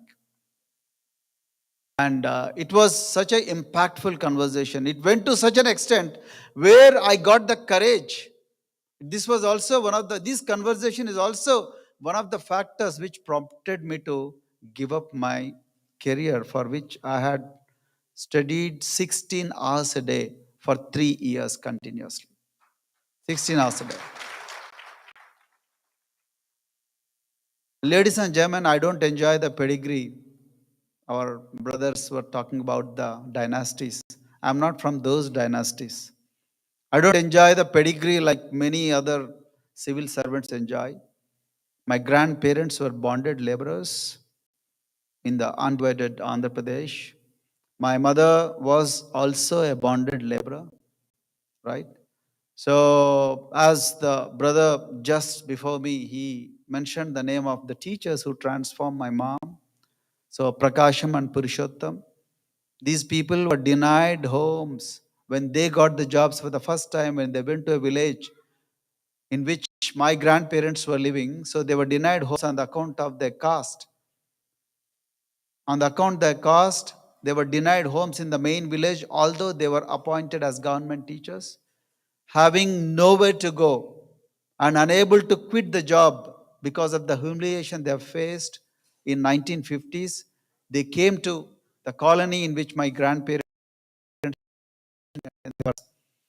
So my grandparents, can you spare your home for us? And my grandfather was very smart. So he spared his home. And then they saw accidentally my mother holding a sickle, going to coolie every day to agricultural field of the landlords. Those days, our people, I did not see this. My mother narrated this story at the age of 71 years because I didn't have time to ask these stories to my mother. So my mother told me this story. So then these teachers thought that a child should not touch a sickle and then make a living at that young age. So that's why they convinced my grandparents, and then they ensured that my mother goes to school. And my mother endured all the humiliation in her childhood, and then completed her 10th grade, and then went to Ongole and completed her teacher training with distinction. And today she is not just a retired headmistress, not just a COVID survivor, but also a proud mother of an IPS officer, retired, and a professor, and also a doctor. So that is the story of education. You all have the story. If not the second generation, the people who are born in this land of opportunity, the US, but all those seniors, you have that story. Those people, the great people who are sitting in this room, you all have that story. I'm not going to mention all the stories because the very conversation today we are going to have is to create those stories. It's not just a man behind those million smiles. Smiles are the outcomes of the achievement. Smiles are the outcomes of comfort. Smiles are the outcome of your independence. Smile is not the cause. Smile is an outcome. Smile is not the reason. Smile is the result. But we are here to talk about the reason, talk about the future, which brings millions of stories like this. So, friends, this is quite a journey. So we went to Boston, from Boston to New Jersey, and New Jersey to Philadelphia, Philadelphia to Bloomington, Bloomington to Chicago, Chicago to Minnesota, Minnesota to from there Detroit, from there DC, then after that Dallas, then from there many cities. I'm forgetting the names of quite a few cities, but everywhere we came across the stories so inspiring, and I've been tweeting on these stories continuously. We met a gentleman yesterday, for example. I'm come from Dallas, and last night we slept at 1:30 a.m. At 1 a.m., young girl, her nickname is Jessie. Young girl comes to me at 1 a.m. So we all came from the meeting place like this at 1 a.m. from Dallas to our home. The host was a Swero. His name is Amrit Pupala. And this girl, young girl, third grader, comes to me and says, "Sir, it's not sir, uncle. Uncle, one day you will see me. One day you will see me as J.K. Pupala. Do you know J.K. Rowling?" So she asked me, the Harry Potter author. So one day you will see me as J.K. Pupala. Then I asked, so who is this J.K. Pupala? I know Pupala is your last name, your father's last name. But who is this J.K.? Jessie, her nickname. K is Kritika. So one day I am going to end up as a writer like J.K. Rowling. Please bless me, uncle. That girl says.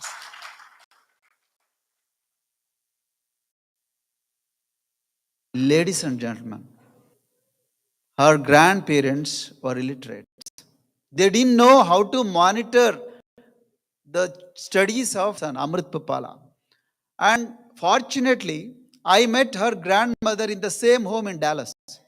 Her name is Esther.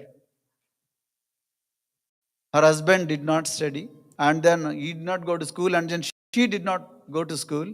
And then she was standing there as a testimony of the transformational value of education, wherein grandmother doesn't know how to read and write, and the granddaughter wants to end up like J.K. Rowling. See the beauty of education. Couple of hours before that, we went to a housewarming ceremony of Swero. His name is Swami. When I entered his home, he made me to cut the ribbon and usher into the house. So it looked like a palace. Then I took him to a corner and then asked, his name is Swami, he works for Morgan Chase. And I asked him, what was your ancestral home like?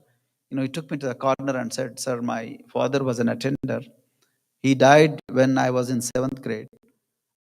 And my mother got my father's job to attender. Attender is the lowest employee in a bank. And we had only one room. And today, because of education, that Swami from Jangaon Social Welfare directly came to JP Morgan Chase Bank. That is the story. That is the story.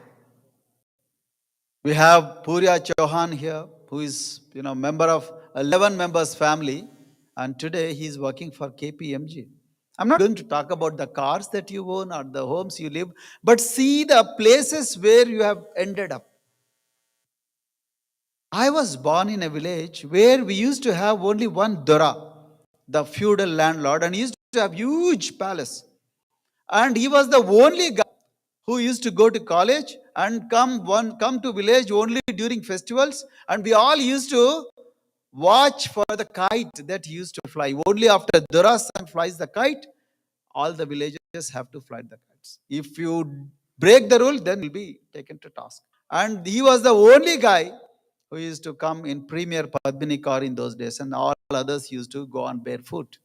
But today, our kids, our people are driving Mercedes, are driving BMW, are staying in the bungalows, which are much better than most of the prosperous people back home.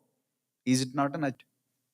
Is it not an achievement? It is quite an achievement. And there are many more inspiring stories. I'm not going to talk about those things for various reasons. So friends, today, there was a question when we were discussing about Global NRI Forum, much before the formation of Global NRI Forum. We were discussing, we are all well-intentioned, we feel for motherland, and we want our motherland to, like Venkat was giving the statistics, there were heartbreaking statistics. I have many more statistics, but anyway, I'm not going to burden you with more statistics whose hearts are already heavily burdened with grief because of the things that are happening back home.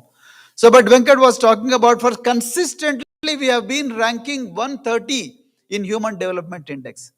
130. If you take Telangana, for example, if the Telangana population 3.77, it's a case in point. I'm not going to talk only about Telangana, it's about the body politic in an entire country. So 3.77 crores and 1.8 crores do not know how to read and write. Almost 45% of people from Telangana do not know how to read and write. And this state, among all states in the country, this state is the topper in consumption of liquor. Topper in consumption of liquor. This is not about politics. This is about the evolution of a society and where some sections of the society is taking a raw deal. This is the story. So friends, we are here today to talk about the collective future of our generations which are yet to be born. This is very important for all of us. For you who are staying in the US and for us who are fighting this battle back home in our motherland. It's not going to be easy, as Ashok was mentioning very clearly. It's not going to be easy. No. The ruling classes have mastered the art of dividing people, cajoling you, coercing you, then incarcerating you if you don't listen to them, if you don't toe the line, or masking you, silencing you, blocking your news, whatnot. So they have mastered the art, and then they have deeper pockets. For 75 years, like today, I feel very sad that we are celebrating Amrut Mahotsav. That is 75 years of independence at a time when a boy who belongs to scheduled caste community tries to take water from the pot of a teacher, and teacher got so outraged with this, unsacred act, and then he beats the boy to death. And we still celebrate Azadi Ka Amrit Mahotsav. 1 week ago in Telangana state, 35 women were operated for family planning with rusted scalpels, scissors, in an unsterilized operation theater, in a healthcare facility. And out of these 35, 4 women develop septicemia and then they die. And still we celebrate 75 years of independence. I'm not saying that we are not independent. We are independent. British are not there. But the power was handed over to the people who are no less than Britishers. They are still exploiting us. They are still exploiting. I'm not talking about only the marginalized communities. I'm talking about all communities. The citizens of this country are being taken to task. Not just scheduled castes, not just scheduled tribes, not just BCs. Everybody, even the poor among those dominant communities also are being taken to task.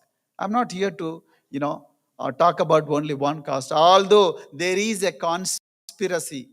There is a conspiracy to restrict, as they restricted Baba Sahib Ambedkar as a leader of scheduled caste. So there is a conspiracy to brand Praveen Kumar also to be the leader of only one particular committee. This is a deep-rooted conspiracy. Like I really liked when there was mentioning about the identities. Whether you decide your identities, whether they decide your identity. Last night in Dallas, after the meeting was over at about 11:30 p.m., one news reporter from TV9 channel comes to me and asks me, sir, there is a place called Munugodu and by-election is going to happen, and I'm afraid that you three are sharing the vote bank. Then I asked him, who are those three? Sir, Sharmila Reddy, K.A. Paul, and Praveen Kumar and Mandakrishna Madhika, 4. So which vote bank you are referring to? Sir, yes, yes. He was talking out of, by default he is talking. It's not, but very naturally he was asking me the question. Then I asked him, would you ask the same question to Mr. KCR, that are you going to tap the vote bank of Velmas? Are you going to ask, the Congress party, Mr. Revant Reddy, are you going to ask him, are you going to tap the vote bank of only Reddys? When you don't have the courage to ask the question to those people, why are you asking this question to me? Ask them openly. This is called as stereotyping. This is the way the parties, the people who fight for our rights get marginalized. This is a deep-rooted conspiracy. You all have to realize this conspiracy. Now, another question he asked me, sir, Mayawati is corrupt. And then why have you joined that party? Who said Mayawati is corrupt? Show me where is the case, and then show where the case has ended up. Then did she go to jail? There is no answer. There is no answer. And the Supreme Court of India has abolished the case, dismissed the case against Mayawati. Even then, the media and the ruling classes have audacity to call her as the corrupt. Actually, who is the corrupt?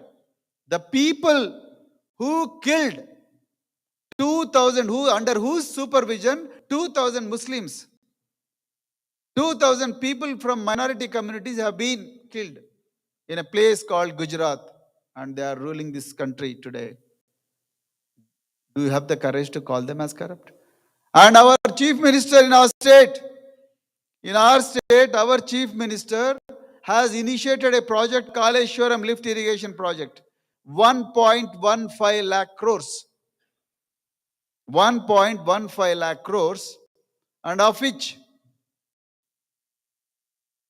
this 1.15 lakh crores irrigation project was divided among only dominant classes. There are no SCs, there are no STs, there are no BCs, there are no religious minorities. When I say religious minorities, no Christians, no Muslims, and no poor among so-called upper caste. Then where the money has gone? The money has gone to the cronies of the chief minister. And chief minister has the audacity to have a farmhouse spanning 300 acres, built with the state money.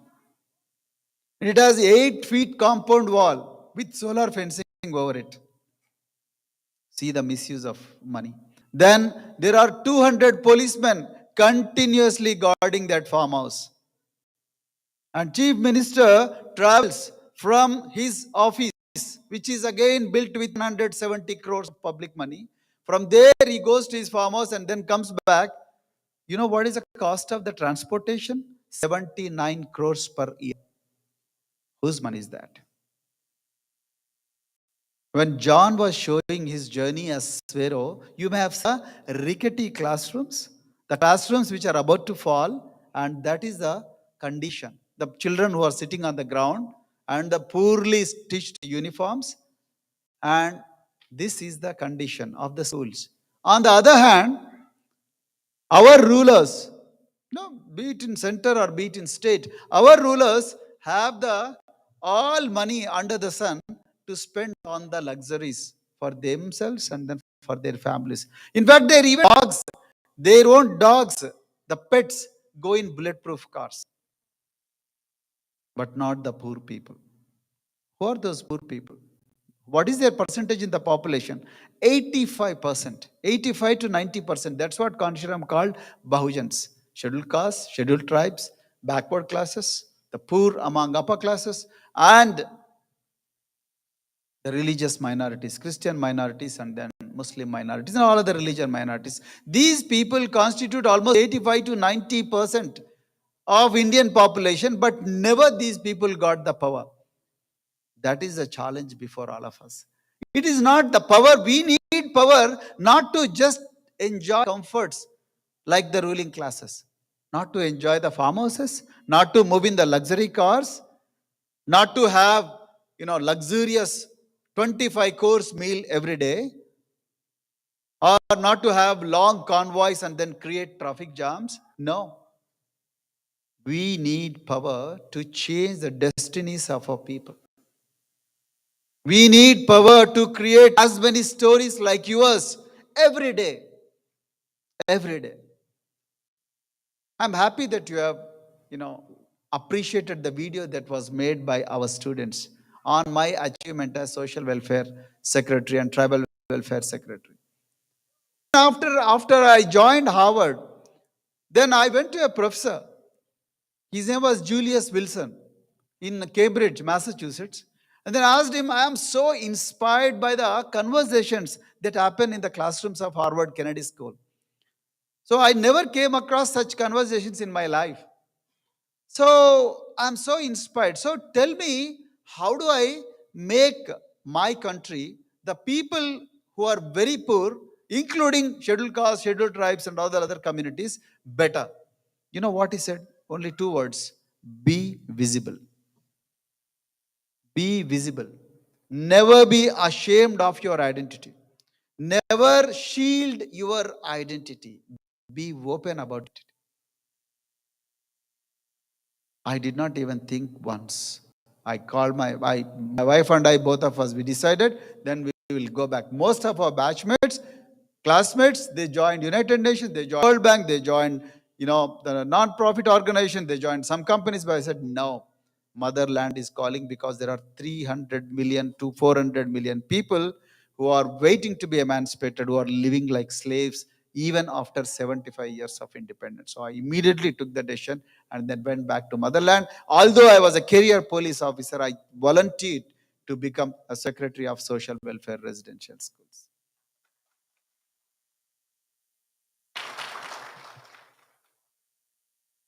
Friends, many people have spoken about Sweros. If organizers are okay, then I would like to share with you as to why I started Sweros Network. Why I started the word called Swero. Because in India, again, not just in India, in many places in the world, The stereotyping is so reckless and then so humiliating. In India, you are just recklessly called a Dalit. What do you mean by Dalit? You are broken. You go to Google and then type in Google images, Dalits in India, whenever you are free. So type in, go to Google images and type Dalits in India. What do you find? The people without clothes, or tribes for that matter, people without clothes, people fighting for their rights, people begging, and then people carrying the garbage on their heads. And these are the images you get.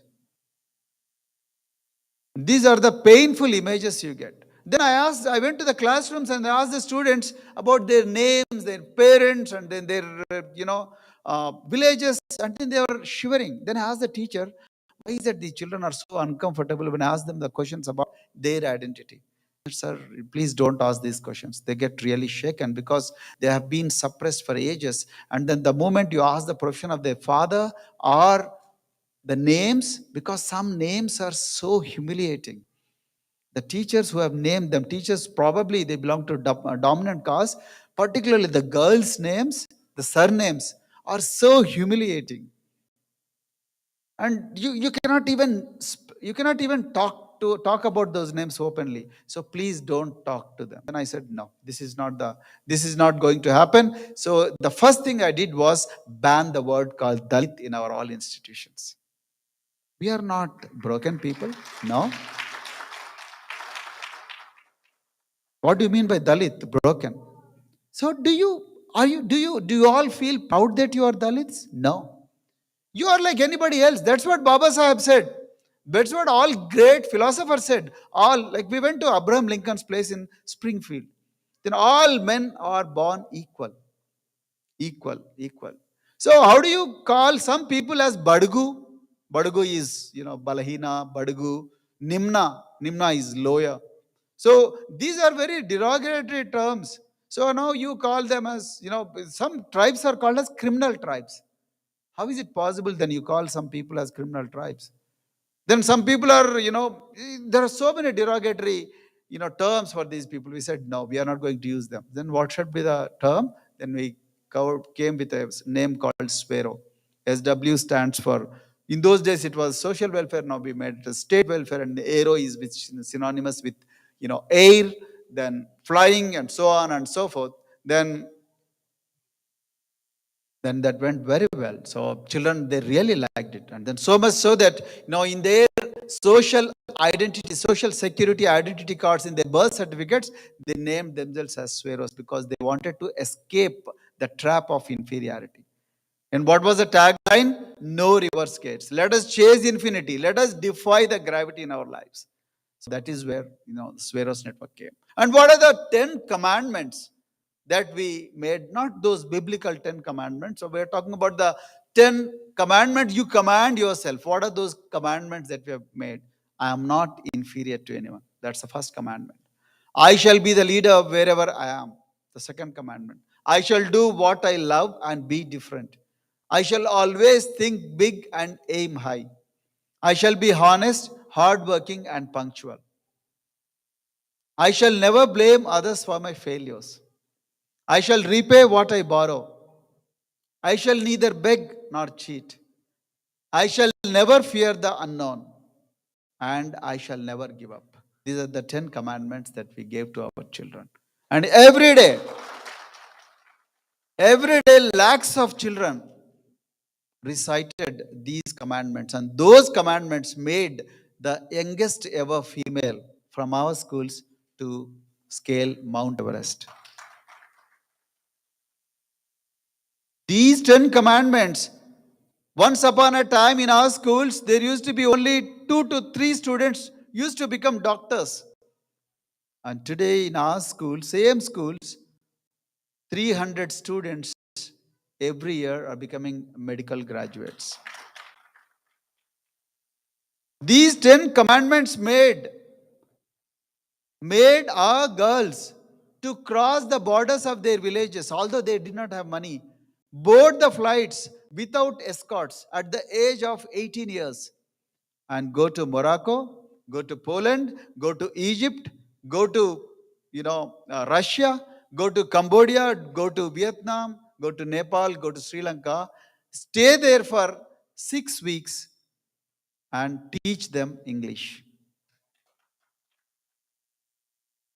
These 10 commandments made our children, particularly the girls, because 60% of our students are girls for a reason, because if a girl is liberated, then whole family is liberated. Because girls are more marginalized among the marginalized. So these children, these girls, they became naval engineers. They're being trained as captains. They're being trained as pilots. The girls who would have otherwise become mothers at a very young age, these girls, they escaped the yoke of early marriage and went to the premier universities in this country as well as world. I met a lot of girls. Even yesterday, I met a girl in Dallas, and in Chicago, I met a couple of girls whose parents are working as janitors, housekeepers, security guards back home, earning just 7,000 to 8,000 rupees per month, living in the shanty accommodation. Today, my son, I'm an IPS officer, so my son studies in Delhi School of Economics, and then my son's classmate, he is from a village called Achampet, and he lives in the tent which is made up of old saris. See the power of education. So he lives in the tent, he's nomads basically. So he's also studying in the same campus where my son is studying, where IAS officers' sons are studying, where ministers' sons are studying, daughters are studying. And some of the girls whom we have sent to Delhi University, they are picked up by BlackRock Corporation, one of the famous, hedge funds. Maybe most of you who are aware of, these corporations in the US. So see the power of education. So I have been talking about education quite often. So do I sound like a politician? Certainly not. But the point here is, why have I joined politics? Why did I had another 7 years, approximately 7 years of service left. I left that service. I took permission from my wife, and then I went to Bhenji Kumari Mayavati and then requested her permission.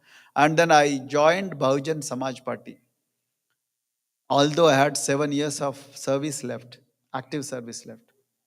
Then I came back and then I joined Bahujan Samaj Party in the presence of 2 lakh people in Nalgonda district. People came from Andhra Pradesh, like here. People came from Andhra Pradesh, people came from Orissa, people from Karnataka, and all the people came from, in addition to the people, lakhs of people came from Telangana. They all blessed me. We did not pay even a single penny or a single drop of liquor to these people. Still they came because they wanted to become rulers. They wanted to shape their own destiny. So today, our rulers, they don't want to invest in education. This is the catch here. You all must realize. Rulers who represent the dominant communities. Friends, please, I want to make it very clear. I am not against any caste. I am not against any caste. I am against politics of hatred. But I have to tell you the truth. I've been taught by people who belong to Reddy community. Those who are from India, you can easily understand. Reddy community, particularly southern India. Reddy community, then Kamma community. My favorite professor was a Kamma.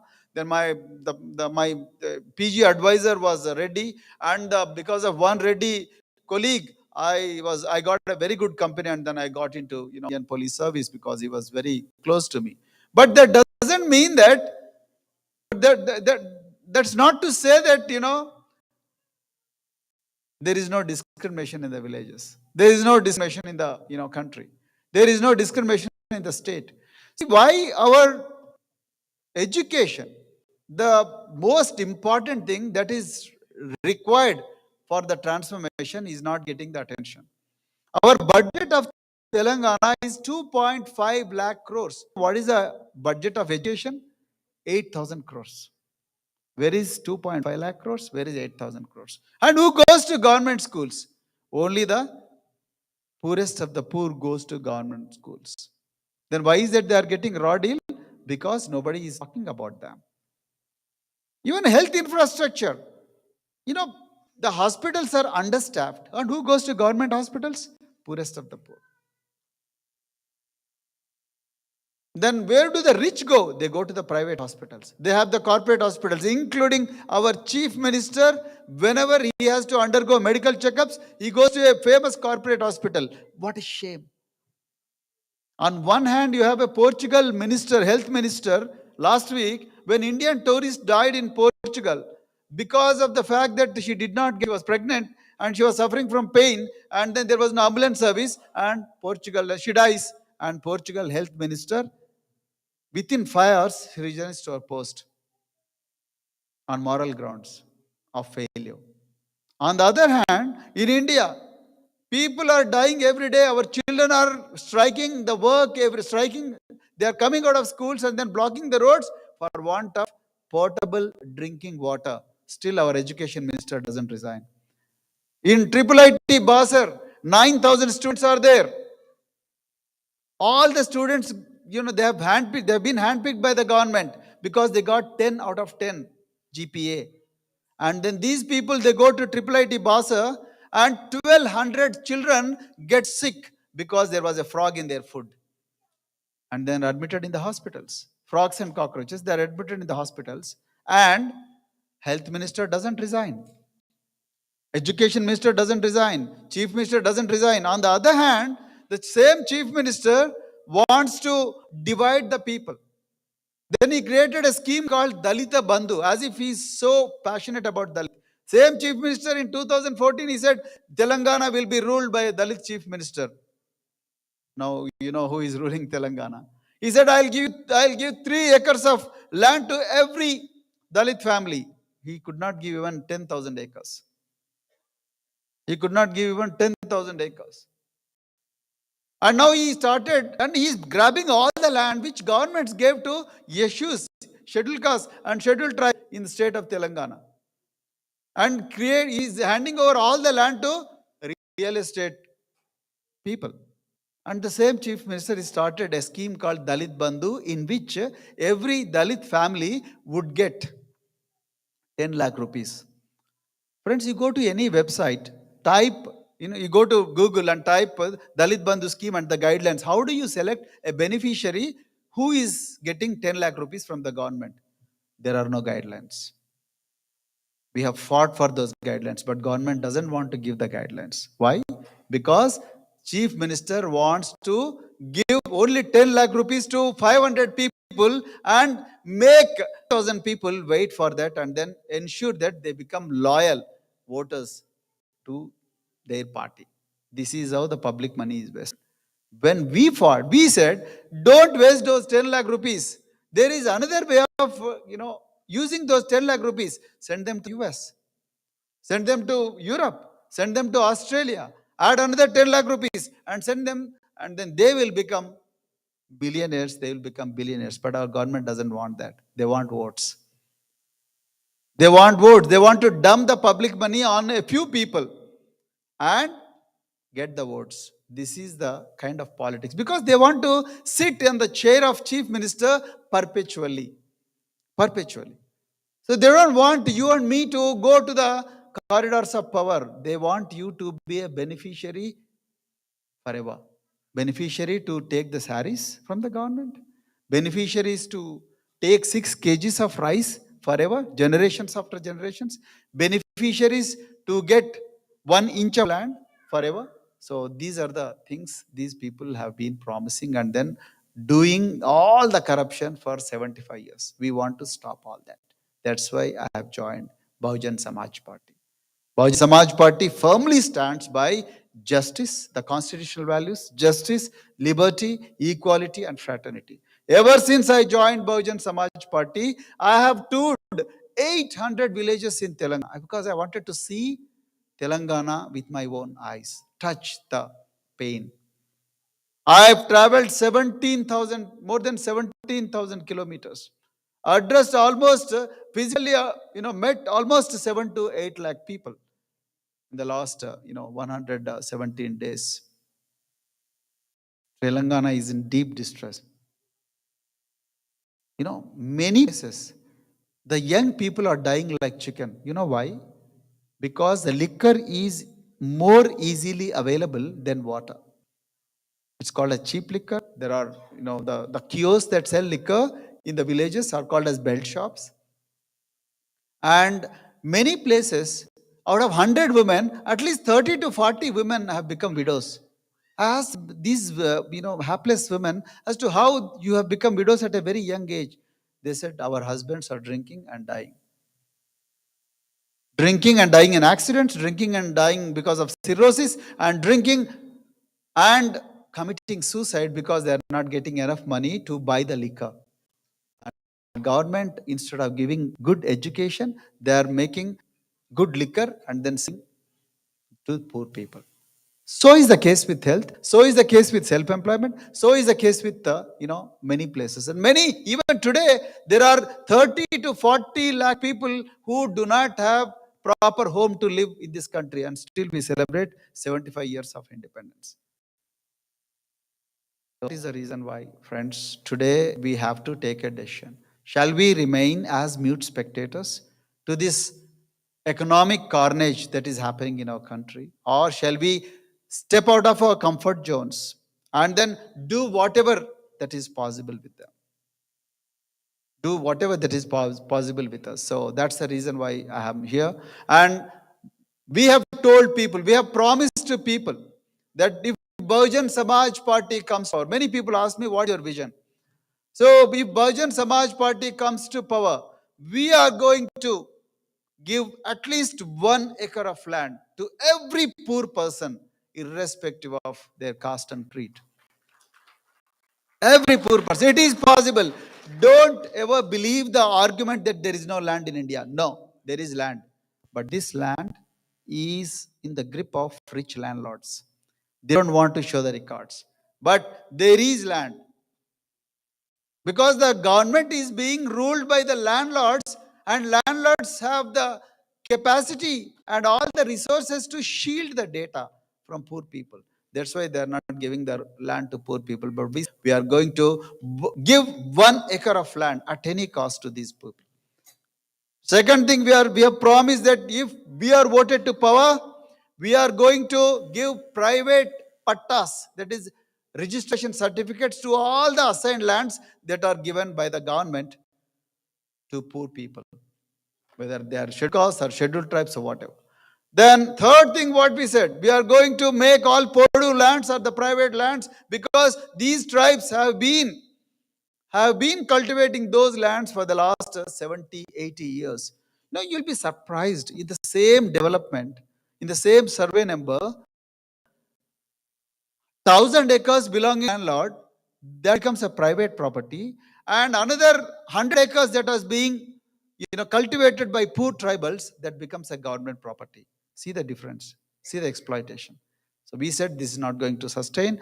We are going to make all those lands that are cultivated by tribals as private property of those tribals, because they have been put to grave injustice.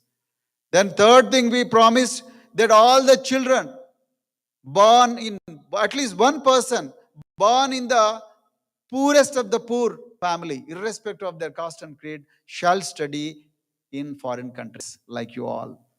Yes, it is possible. Why not? When union ministers' children, when chief ministers' children, when chief ministers' grandchildren, when they can study IB schools, when they can study in international universities, why not poorest of the poor children? They also must have all the access to the best possible education in this world. Not at their cost, it will be at state cost. Government, if we are voted power, government will pay for the education of all these people. It is very important, my dear friends. Fourth thing, what we have promised, all the government contracts which are running into lakhs and lakhs of crores of rupees will be distributed among the poor people according to their percentage of population. I'll tell you one example. I went to a place called Khammam. So Khammam is a district through which Godavari flows. On the banks of Godavari, there are so many sand dumps, because Godavari is a river, and then it's not a perennial river, so only in monsoon season you get full water, otherwise it's generally dry, and there is only a small stream. And all these landlords, the mafia run by the ruling party MLAs, they go there and then they take the licenses and they mine the entire sand and then send it to Hyderabad, because Hyderabad is like your Dallas, like Atlanta. It's the most happening place. They send all the sand to Hyderabad. And you know how much they earn every day? All these sand dumps, 25 lakhs rupees. And how much? And all these are tribal constituencies. And how much, you know how much average tribe earns in these areas? 250 rupees per day. 250 rupees is just, not even $3 full.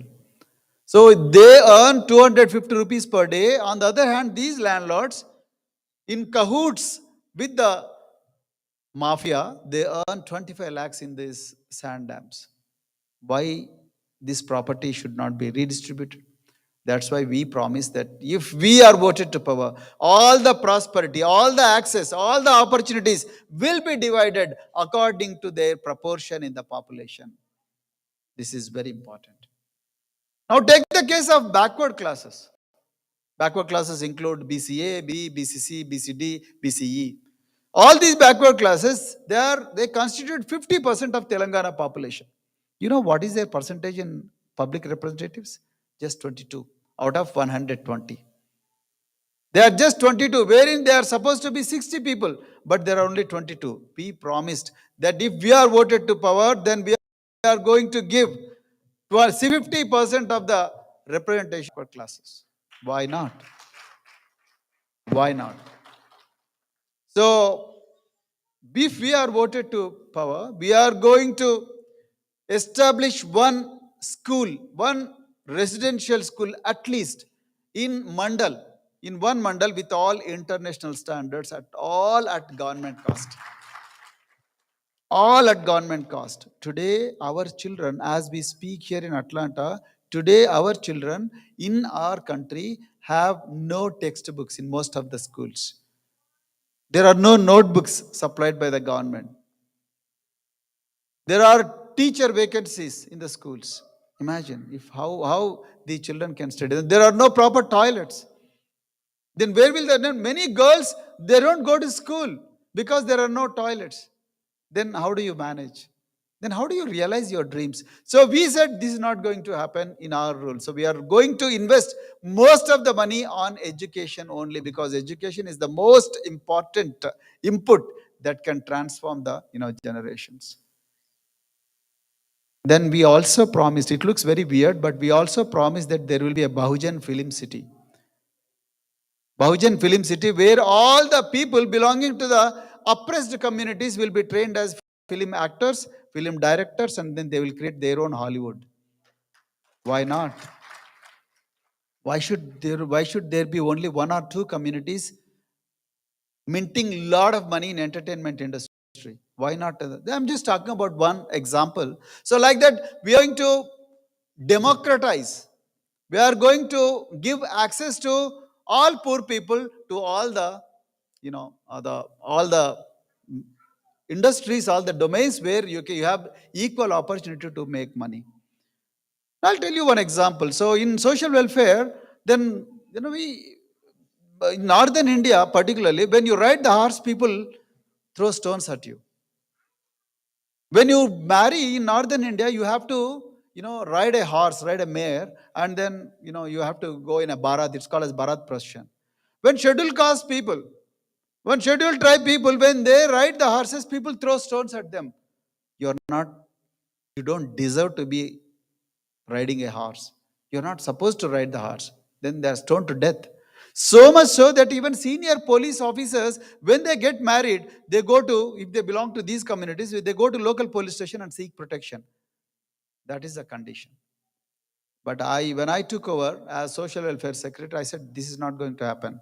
So I called all the people, I called the sports department and bring as many horses as possible, tie up with the horse riding schools, and then let all girls and boys ride the horses for 3 weeks. Yes. It is not just symbolism. Not just symbolism. You have to give wings to dreams. You have to have the courage to give those wings. You have to have the courage to help people to realize those dreams. Like somebody was a Sainik school student. I think Sridhar was Sainik school student. No, we didn't have Sainik schools. And Sainik schools, only the high and mighty people have been going as officers. I said, no. How is it possible? Then why not scheduled castes and scheduled tribes? Why not BCs? Then I said, start a Sainik school for them. Then our people came to me, sir, there is no rule. Let's create a rule. That's what Indian Constitution says. Let's create a rule. Even after creating a rule, if you are punished, then let's go to jail. You have not done any crime. You are giving wings to the dreams of people. Then we created Sainik schools. And today, one of the fighter jet pilots who flies 1300 crores worth plane is from our school. I'm very happy to share with you, madam. Our kids, our girls, whose parents are working as coolies, today work for a famous social media company, Twitter, and then those girls are earning 25 lakhs per annum. But for education, they would have been married by now. This is what happens when you have all the power. I've told you in the beginning itself, I'm telling you again, I am not here to enjoy all the comforts. I've seen the best in my life. I'm happy with what I'm getting as a pension. So I'm not worried about the comforts, but I'm worried about the comforts of those billions of people who do not have the, advantage or the opportunity to get into those zones and then live like people, you and me. So friends, what can you do for that? So this is the last thing that I'm going to share with you. What can you do? You can discuss about this. You can discuss about this in all platforms. You can come together. We have been divided, subdivided. Even in this country, we have been living in our own bubbles. Although we share the same story, share the background, although our ancestors had the common pain, but still we came here and then we started living in our own bubbles. And today there is a need to break the bubble. Today there is a need to come together. Today there is a need to form the network and share the stories. Share the stories in such a way that your children understand the pain of your ancestors. Children understand the dreams, unfulfilled dreams, which were buried with them. And children feel the need. Children feel the need, urgent need of, carrying the legacy or taking your legacy forward, taking the baton forward from you. So that is very important. You have to come together and then meet as often as possible, like you all doing today. Meet as often as possible, breaking all the barriers. You might be a Christian, you might be a Muslim, or you might be a Hindu, or you might be SC, or you might be ST, you might be BC. It doesn't matter. As long as you believe in power of education, power of health, power of self-employment, power of, feeling independent, power of liberty of thought, power of fraternity. So that's enough to come together. This is very important, friends. Number two, you all can talk to your relatives back home and tell them what they should do. Tell them that they should not be bought over. Tell them that they should not fall for the petty temptations of one beer bottle and sell the vote, 1,000 rupees and sell the vote, or 3 saris and sell the vote, or somebody comes and touches your feet and then you become so humble and then you sell your vote. Tell your relatives back home not to fall for that. Number 3, mentor people back home so that they also follow your path. Number 4, give your out-of-box ideas. You all have your intellectuals. You are the best gene pool our oppressed people have ever imagined. So you are the best people. You are the intellectuals. That's what Kanchiram ji said. The Bahujan Samaj Party or any party that espouses the cause of social justice is the party of intellectuals. It is run by intellectuals. You are those intellectuals. You are those jewels in the crown of our motherland.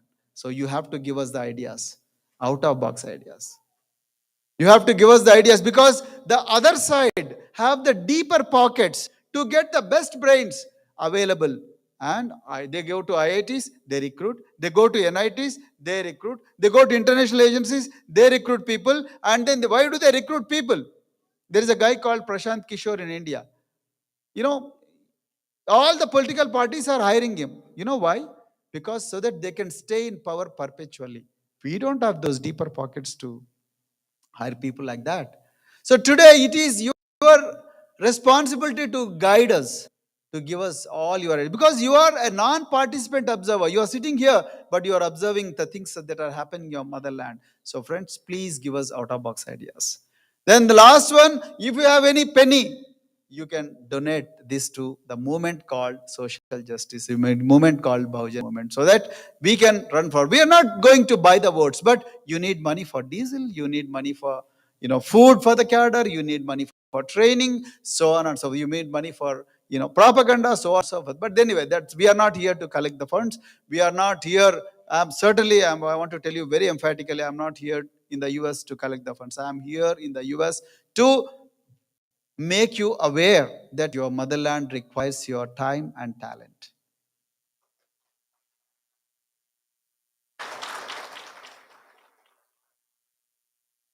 Friends, nothing is impossible.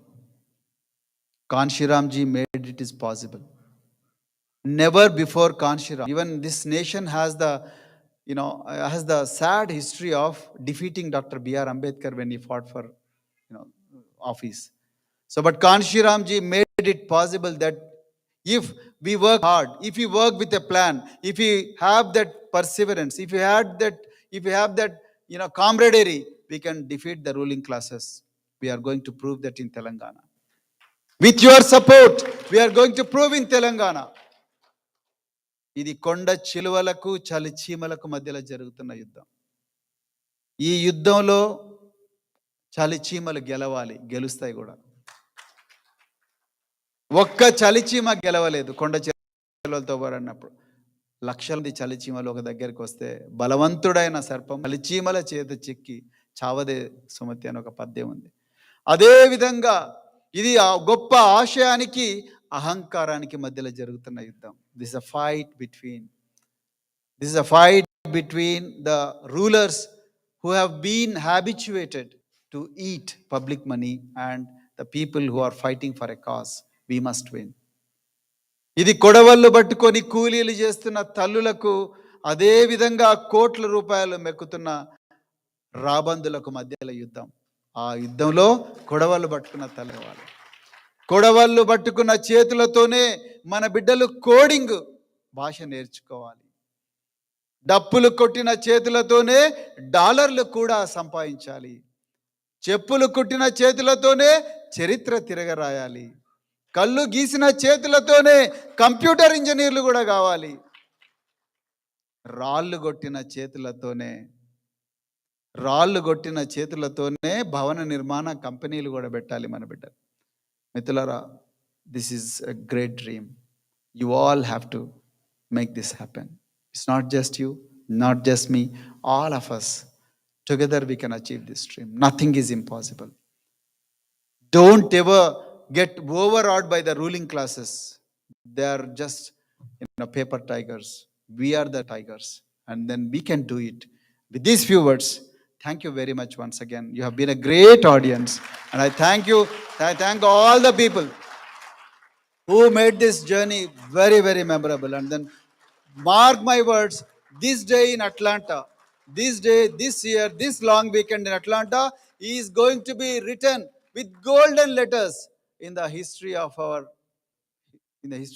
country, that on this particular day in Atlanta, hundreds of people gathered along with their families and resolved that, like what Martin Luther King resolved, that we are not going to give up our right to be treated as equals. Today we have Luther King, like Rosa Parks, like Edward Dubai, like Malcolm X. We are going to resolve today that we are going to be treated as equals, not superior, not inferior, just as equals, like Abraham Lincoln said. Today we are living that moment. We are living that moment, and this is our moment. And we should power that moment. Thank you very much, my dear friends. Jai Bhim and Jai Bharat.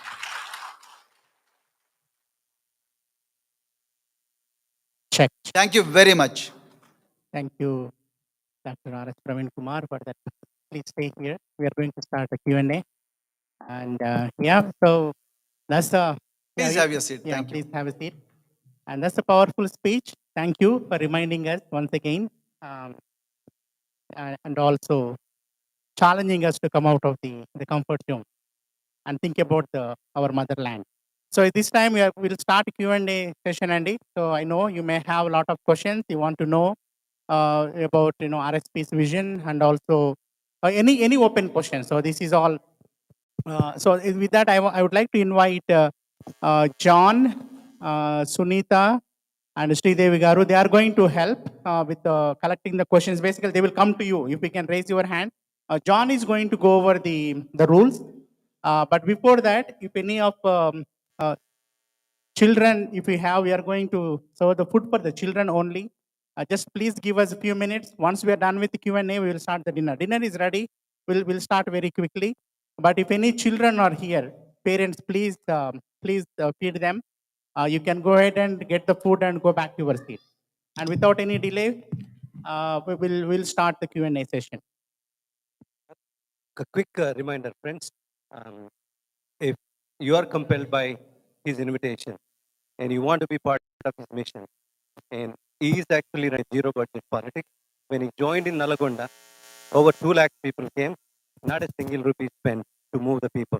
If you compel, if your heart says what to do, and please donate to him. You can donate online, RSP number 4 cs.org, RSP 4 cs.org, and you can also reach out to the leads in Atlanta, leads in different cities, and you can contribute whatever you want, possible way you want. Thank you very much. Thank you. So yeah, we'll go ahead and start Q&A session now. Good evening, young people. Thank you, RSP sir, for sharing your knowledge, inspiring us. Thank you very much. We have few house rules for the Q&A session. The objective is to learn more about RSP sir's vision, his schemes, and how he's going to implement. So let's be specific with our questions. And each person gets only one chance to ask the question. This is not a debate. So you get only one chance to ask the questions, and 2 mics are in the house, and it's very convenient for you to request for a mic. If you want to ask a question, just raise your hand. Is that cool? Is that okay? No, not okay. Is that okay? Okay, thank you. I appreciate that. And few reasons why you should ask question is because RSP sir won't feel bad if you ask a question. Is that okay? No, but You don't won't- ask the question just for the heck of it. Right. So If you really have a question, let them ask. Otherwise, absolutely. that's okay. Let's all save each other's time. Yeah. He won't feel bad if you ask a question. So just go ahead and ask And a I'll question. answer only if I have an answer. Okay, thank you. A quick change in the plan, Andy. So I know it's getting very late. I definitely want all of us to have a dinner. While this question and answer is going on, I want people who are all interested and have questions, please stay here. But otherwise, I would like to start from that table. Please Yes. slowly go, get your food, and come back. Just follow the order. I don't want everybody to just crowd there, and we will not have a good Q&A session here. So from that table, please slowly go, get your food, get back to your table. If you have a question, you can stay or you can come back and ask the question. And yeah, this time I also would like to just recognize Sakru Nayak and Sai visiting us from North Carolina. Brothers, please. If anyone else visiting you. outside of Atlanta, I really appreciate. Thanks a lot for joining us. Okay, floor is all yours. Please raise a hand if you want to ask a question. Can somebody hand over a mic to our brother? Thank you. Sir, Yeah, it's working. yeah. Sir, I forgot to ask one question in DC meet. Yes, please. But today you raised another question for me. You said you're going to give the lands to the tribal people. Okay. So all these years, the governments are giving lands to the tribal people, but they do not have any rights on the land. Okay, so you are giving means, are you going to issue a patta paper on the names? And Yes. okay, Yes. and Emphatic yes. okay. Bold, italic, underline, and the 72. We are Thank you going so to give much. pattas. And another thing is in Telangana, we have Parampoku land. Okay.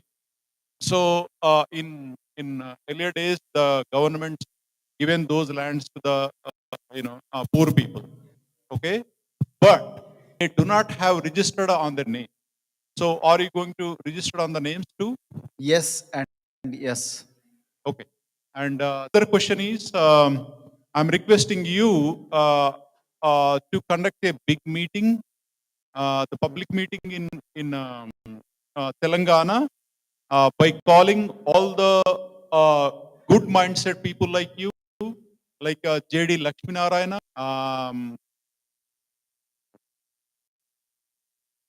Akunuru Murali, and all these great people to share stage with you. Will that be possible? It is possible, and we have been sharing with them, the dais, wherever there was a possibility, and then we'll come to that. No, it's not. It's not very. We want to give a strong message to the public. Public, okay. Okay, so all Sure, like-minded sure. people have a one stage to share with one stage to give a speech to the society that will bring some change to the people. That's a great idea. We'll do that. Thank you so Definitely. Thank you. That's a very good idea. Thank you. Appreciate the question. Thank you, sir, for the answer. Another suggestion, keep your question succinct, probably less than a minute. Thank you. Your name, sir? Sashikant. Yes, Thank you. Shashikant, please go ahead. Yeah. Yeah, why not? You can call me Anna, you can call me Tami, I don't mind. Yeah, Shashikant, please go ahead. Actually, this is a great idea.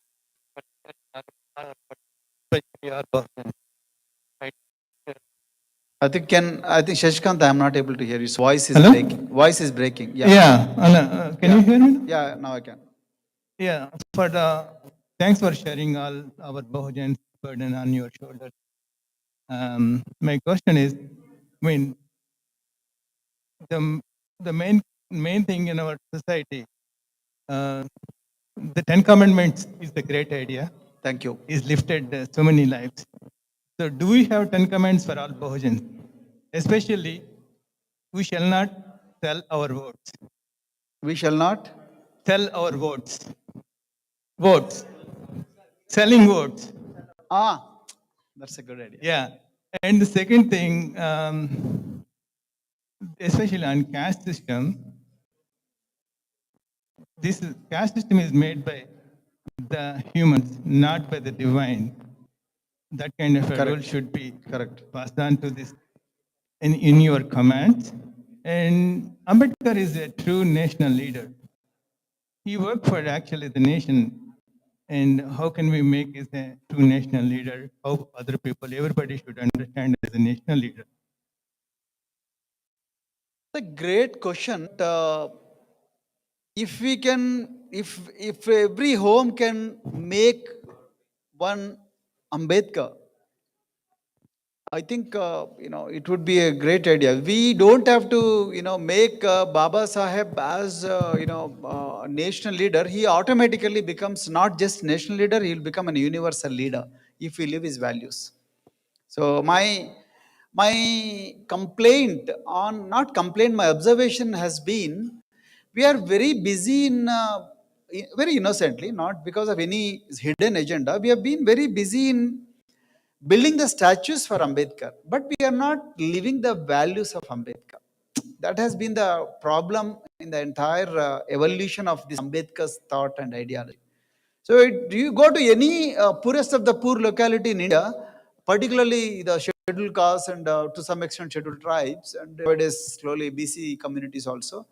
So a lot of statues are coming up. That's good. But do we really live the values of the statue? Do we really live the life of Ambedkar? Do we really understand the liberty of thought, justice, fraternity, and the sense of equality? We don't. We don't have the same equality in our own home. We don't give the liberty to our kids to think in a different way.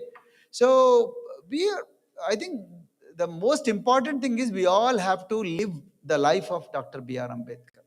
Then automatically becomes a universal leader. So today, there is already a conspiracy. I have already told you that to restrict Ambedkar to only one particular community in this country. I have already told you. I shared my experience in Dallas last night. So the more and more intellectual in this country, and the more and more the resistance to or the conspiracy to box you, to corner you. So, but if a number grows, if you become huge numbers, like if you become a multitude which cannot be counted, and you live like Ambedkar, I think no force on the earth, don't forget about India, no force on the earth can stop you. So if you run a campaign to make Ambedkar as a national leader, it's not going to help. But if you live the values of Ambedkar, then definitely automatically is going to become national leader. Yes, once you start understanding Ambedkar's life and journey, not Ambedkar, Kanshiram, automatically you become a ruler. After you become a ruler, then what would you do? Will you not make Ambedkar as a national leader, international leader? You will definitely work towards that end. So it's very important to understand his life and vision and live that vision. That is my challenge, and that is my aspiration. Thanks, Shashi, for asking. Thank you, this sir. question. It's a very important question because a lot of people have been running the campaign to make Ambedkar as national leader. We want Ambedkar's photograph on Indian national rupee, but that's not the ruling classes are not going to accept your demands. That's why I'm saying you are 85%. Why is that you are not becoming ruler yourself? You are 85%. You're forgetting that you have all the capacity to become a ruler, and you are not doing. When I say you, the people of 85%, but they are allowing themselves to be divided, subdivided, caste, subcaste, religion, and sub-subcaste, and whatnot. So come together. That's what Kanshiram has said and then proved. We all just need to follow the rule book of Kanshiram. That's it. That's a great idea. We will make the first commandment should start with I shall not sell my vote. Thanks for giving this great idea. This is what I want. This is what I want from people from the US, because you're all intellectuals. You at least you have the liberty to think what you feel like thinking and liberty to say what you feel like saying. So please give us those great ideas. I really love that. Thank you.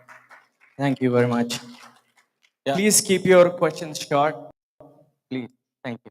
Good evening sir and అందరికీ నమస్కారం. నా పేరు Janardhan పన్నెల. Back home వచ్చేసి నాది Nirmal district, Khanapur mandal, Singapur village. I been living in US 18 years. I'm a special educator and also rehabilitation psychologist. First of all, sir, thank you so much for coming to Atlanta. And thank you, Jayakar garu. Very inspiring speech, sir. అంటే మీలాగానే నేను కూడా ఒక చిన్న మారుపులం గ్రామం, సింగాపూర్ అనే village. మొట్టమొదలుగా నక్సలైట్లు మందుపాత్ర వెళ్ళినటువంటి ప్రాంతం ఏంటంటే సింగాపూర్ విలేజ్, ఉమ్మడి ఆంధ్రప్రదేశ్లో. సో ఈరోజు నేను ఈ స్థాయిలో ఉన్నానంటే education. So education is the strongest weapon. I believe it change your life. మీరు సోషల్ వెల్ఫేర్ స్కూళ్ళలో రీఫార్మ్ తీసుకొచ్చిన విధానం కూడా రీసెంట్గా నేను మొన్న ఒక 3 weeks బ్యాక్ కూడా ఇండియాకి వెళ్ళాను. I met my nephews. The way they are speaking in English I was very inspiring. So అదంతటి కూడా కారణం ఏంటంటే మీరు తెచ్చినటువంటి రిఫార్మ్ సార్. అండ్ మా మామయ్య గారు కూడా హెడ్ మాస్టర్ వచ్చేసి కన్నా సార్, అండ్ వాళ్ళ కొడుకు వచ్చేసి ఆర్ఎస్ సార్, మన సుజన్ నాకిడే వచ్చేసి IRS. Right now he's in Chandigarh. So వారు ఎప్పుడు కూడా మీ గురించి చాలా మాట్లాడుతుంటారు. So thank you so much sir. You are taking this path to change millions of people life. Thank you. Thank you, sir. Thank you very much. Gangana is a very good friend of ours and a very committed worker. Thank you.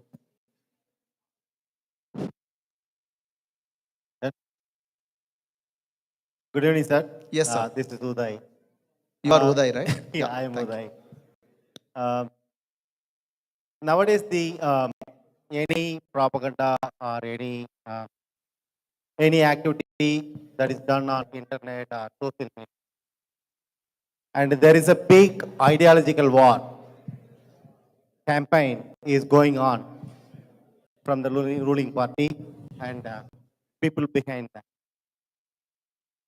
It is very difficult and very dangerous, the game they are playing now. The ideological war Dr. Ambedkar did to protect our rights through constitution, they are questioned now by these intellectual, so-called intellectual, who are going to derail that all the developments we did through Ambedkar's effort. So it's very important to have a band of army of people to fight all the propaganda or any measures they are taking against you or your efforts through social media. So do you have a plan? Yes. Or do you have a already established some group people to fight against any of those, anything they bring on table to fight with you indirectly? That's what, not why indirect, direct. They are fighting very indirectly. They are Yeah, all. we will also fight indirectly and directly. That's what I'm doing. That's what I do every day. Every day we do the same thing. See, your question is very relevant and very pertinent, and that is a plan of RSS, for example. Yes, that And is right. that is a plan of BJP, for example. That's right. Just to give you the latest example, so I have been touring the US to awaken Bahujans in this country about the need for, you know, guiding the Bahujan movement in India. So, and then somebody started a fictitious story in that WhatsApp university saying that I went to Philadelphia and then I desecrated the gods of Madigas. So back home, and then that's why all Madigas should, sue Praveen Kumar. This is what they said. I did not even conduct a meeting in Philadelphia. You can see there. I had just did in Philadelphia. So, but how come poor people in the village, they know, then they also said Philadelphia is a state, whereas Pennsylvania is a state. Philadelphia happens to be one of the major cities in Pennsylvania. So, who is creating all this? The WhatsApp university, run by their network. My request to you is, today, you have to stand up to them. You are not, that's why I said 10 commandments are very important. You are not inferior to them. We shall be the leaders. We shall lead the fight. Whether it is Alaska, whether it is Louisiana, whether it is Dallas, whether it is Atlanta, whether it is Charlesville, whether it is Boston, whether it is New Hampshire, whether it is South Dakota, North Dakota, Australia, England, Europe, Yugoslavia, wherever you go, you should stand up to them and say, look, we are there everywhere. Like you are trying to misguide the entire nation by twisting the history, by planting the seeds of hatred. We are going to stand up to you. I don't have any army. You are our army.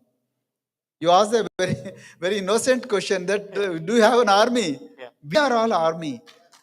You are army. Yes. Ambedkar will not come back, brother. Ambedkar is not going to come back. Then Kanshiram is not going to come back. Then it is very unfair to call them back. They have left this world. They gave you the pathway. It is very unfair to call them back. So we all have to come together. We have to devise a strategy. Nobody can be more intellectually sound than you, sitting in front of a computer. We know the pain. We can represent Absolutely. Better. Be the warrior. Create your own army. Then fight those forces who are spreading hatred. Thank you very much. Thank you very much. Next question, please. Yes, Sridhar.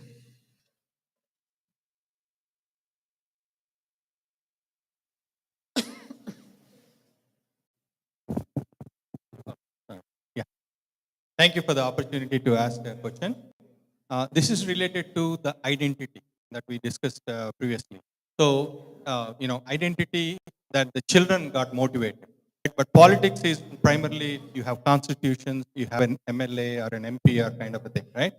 So one of the fundamental problem that I have noticed in Indian politics is that, when you select a candidate, that's primarily dependent on how much wealth you have, because the money plays a very key role. But for a party like, for a leader like you, to move forward with a different ideology, right? So how are you going to choose the delegates, or what do you call that, MLA candidates for the election? Because I think that's one of the important factors that's going to play, because you need to replicate 120 or 130 Dr. RSPs, same ideology, character that they can. And how isn't that a Herculean task for you? It is indeed a Herculean. Thanks for asking this question. It is indeed a Herculean task. But however, the answer for this question is a candidate is selected on not on just the money. Money sometimes is not at all a factor. So, but candidates in parties like ours are generally selected based on their commitment to the movement, Bahujan movement, and their hard work. Number two, their popularity among people. So, a person, how he or she becomes popular by working hard for the people. Number three, by the results of the surveys that we make, so we go to people and then we ask the people who can be the better rate in your constituency. And fourth is, can he garner the resources to at least write on the walls, then print the posters, make the handbills, and then go to people, and then, can he or she mobilize funds to move from place A to place B during the campaigning? If these four things are met, I think our candidate is selected. So we are not going to buy the votes like ruling classes. Like the other parties, what happens is they give 2,000 rupees per vote. They give 2 bottles of beer, or they in Hujurabad by-election, our government, the ruling party TRS had spent 1,000 crores for just one election. So we are not going to do that. That is unethical, immoral, and we don't want to waste public money like that. So if our candidates meet these four criteria that I have just mentioned, our candidate is selected. And one other question. This is again education, the percentage of education, right? I mean, if you see states like Kerala or yeah. Delhi, the population is more educated. It's easy to idealize, spread the word of what we believe. But then when it comes to Telangana, what are statistics of educated people versus uneducated, and how is that going to make? Very good question. Very good question. Great question. I have already said in my inaugural remarks that in Telangana the population is 3.77 crores, out of which 1.8 crores do not know how to read and write. Roughly 45%, you can say. So they do not know how to read and write. That's a challenge. That's the reason why we are going to people directly. We are asking all our cadres to go to people directly, tell them the evil effects of buying their vote. It's not going to be easy. Let me tell you, the parties, the ruling parties, the parties run by dominant communities have habituated, make the people addict, have made the people get addicted to selling the votes. So for liquor, for saris, for money, for whatnot, everything. So it is very difficult to de-addict them, but we are not going to give up. That is a challenge. That's why we are appealing to the young generation to educate their parents to not to sell their votes. So we have a hope in young generation, because all the people who are following Bahujan ideology, most of them are young people. The old people, we need to really work with them for about 9 to 10 times, and it's going to be a challenge. So that's why, as you pointed out in your own in our remarks, like Ashok Bula also has mentioned, like you. So, and then the same thing, Jaikar also mentioned. Say, it's not going to be a one-day war. It's going to be a long-drawn war, and we are ready for that. We should be ready for it. So we should not expect the results overnight. But we are not going to give up. There, as I said, our 10th commandment says we shall never give up. We are not going to give up. There are no reverse gates, and we will not rest till we make poor people as rulers. This is my commitment and promise to you. Thank you, sir. Thank you. Yes, sir. Tirupati, yeah. So poor people will be benefited by education. There is no doubt at all. So everything, all in everything. On other hand, yes, even educated people are under corruption. How to make the educated people not go under corruption? Very difficult question. In practice, it's not going to be easy. It's very difficult to convince educated person.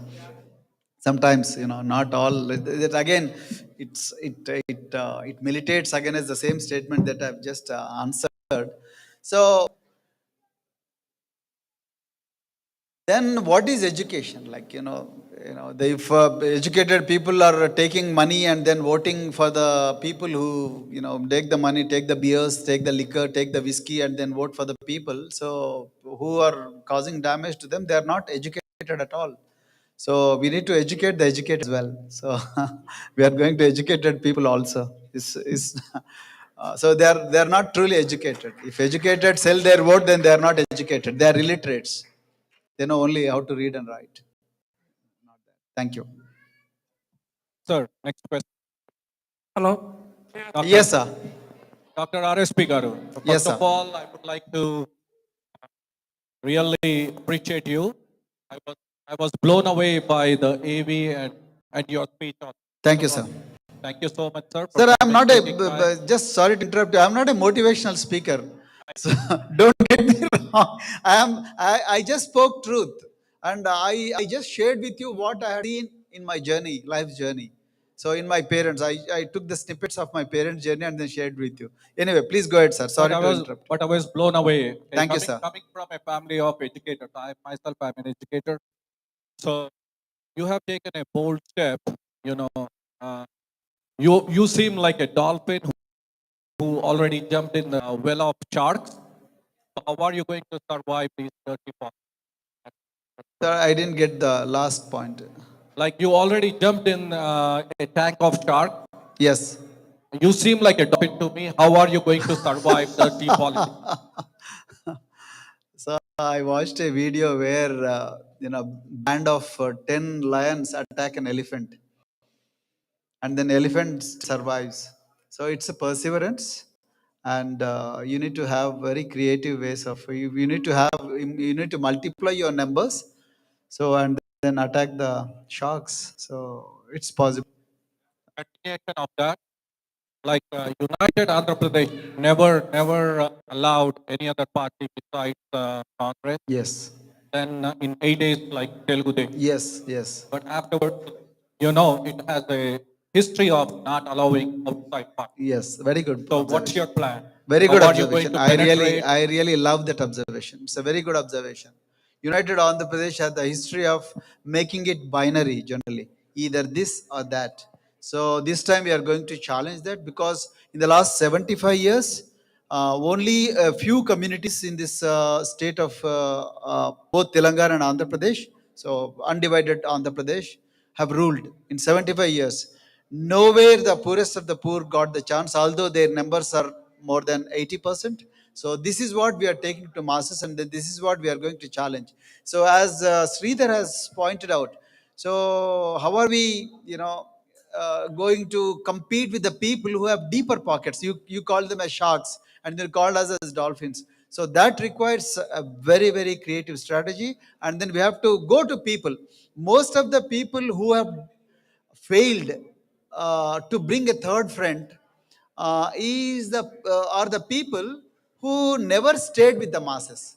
They stayed with the masses for a while and then they compromised. So your doggedness, your uncompromising attitude, your perseverance will only make the change. So otherwise, third friend will remain as a mirage.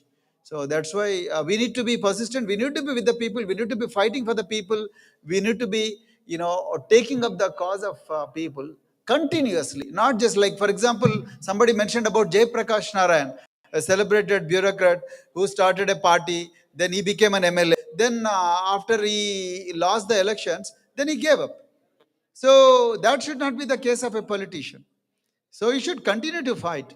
Then wins or losses are common in politics. And when you go to a peak, then you should not feel elated. When you go to a valley, you should not feel frustrated. So you have to be ready for both the things. But that's a very good observation. I really love it. Thank you, sir. We assure you that our support is with you as well as our prayers. And please pray for us. Sure. Your prayers matter a lot. Thank you. Okay, quick announcement, Andy. So we'll take a quick break. Yes, Maybe. I want to sit. So yeah, we'll take a quick break, and I want everyone to please go ahead and grab your food. Actually, when we were ushered into Sridhar's home, so ma'am, had you not given us coffee, I would have crashed into the bed. We were so tired. So we slept at 1:30 a.m. last night. Okay. Then morning, due to some technical difficulties, we missed the flight. And it gave a lot of anxious moments for the organizers in Atlanta, like brother and everybody, Jacker and everybody. So finally, we could catch the flight thanks to Uma and everybody. So, so by the time we came here, and in that heat, I forgot to call my wife also. So the moment I saw your home, so we felt like crashing to bed and then taking rest. But anyway, so I need to take rest. So thank you very much once again. Yeah. Thank you. We will continue. Thank you, questions. Atlanta. You have been a great audience. I really love you, and then I have no words. Thank you. Thank you all. Please go ahead and get your food, and so then we'll continue. And we will have a group photo. Everyone, please stay back. We'll take a group picture. We definitely want everyone to be in the picture. So please don't leave, and we'll have a group picture after the dinner.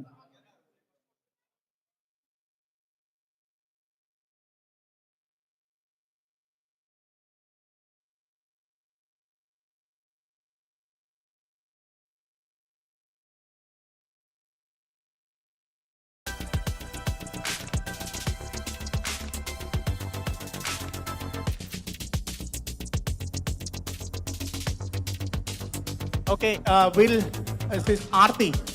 Are you ready for with the song? Okay. Yeah. Yeah. Put.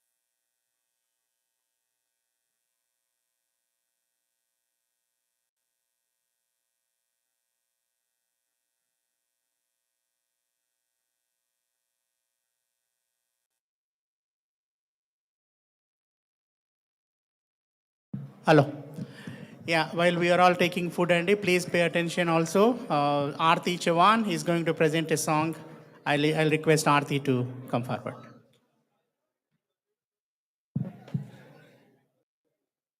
Good evening, everyone. What a wonderful evening this turned out to be, and we are so blessed and honored to have RSP served among us. Before this evening ends, I'm just going to sing a song. This is a Telugu song. My first language is not Telugu, so if I mispronounce something or make some mistake, please excuse me.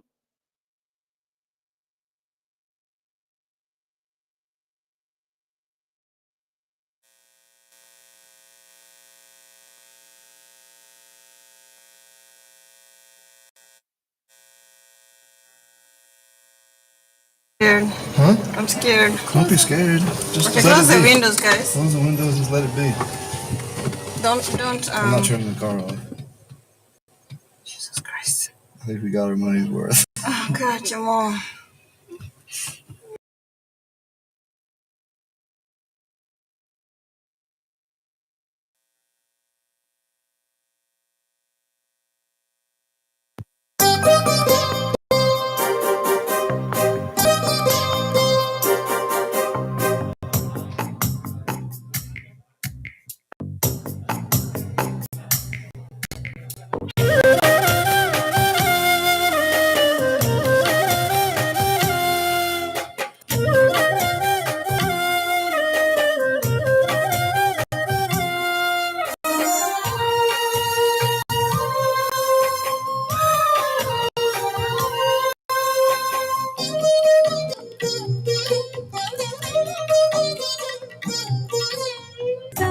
మమతలు పంచి జనులు హితము కోరిన గౌతమ కులము మతముల మరిచి పడుగుల ఒకటి చేసిన బౌద్ధమ సమత మమతలు పంచి జనులు హితము కోరిన గౌతమ కులము మతముల మరిచి పడుగుల ఒకటి చేసిన బౌద్ధమ సామ్యవాదకు గలలు కన్నా సమ సమాజకు నేత్రమా మనుషులందరూ ఒక్కటినని సాటినావు మహాత్మా జోయి బాపులే జోహారు జోహారు మా జాతికే వెలుగు దీపమైనారు మా బడుగులకు మీరు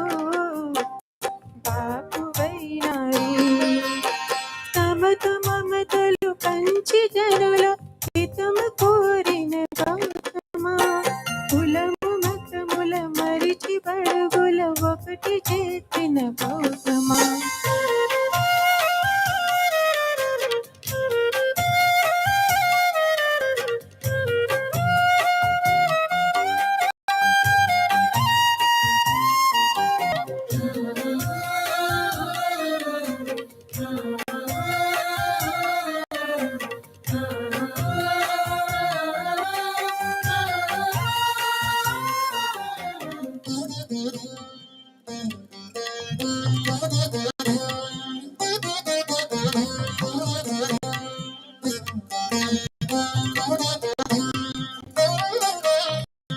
ఎవడు అధికుడు ఎవడు అధముడు ఎవడు చేసిన ధర్మమిదే, బహుజనులను ప్రతీతి భారతీయత ఒకటి చేసి అక్షరాలను ప్రజలు ఆలుగా మరిచిన, అక్షరాలను నేర్పి ప్రజల ఆయుధాలుగా మలిచిన, జ్ఞానమును పంచి జ్ఞానివై నువ్వు నిలిచినవు. జ్యోతిబా పూలే జోహారు జోహారు, మా జాతికే వెలుగు దీపమైనారు. మా బడుగులకు మీరు బాపువైనారు. సమత మమతలు పంచి జనులు హితము కోరిన గౌతమా, కులము మతముల మరిచి పడుగుల ఒకటేసిన బౌద్ధమా.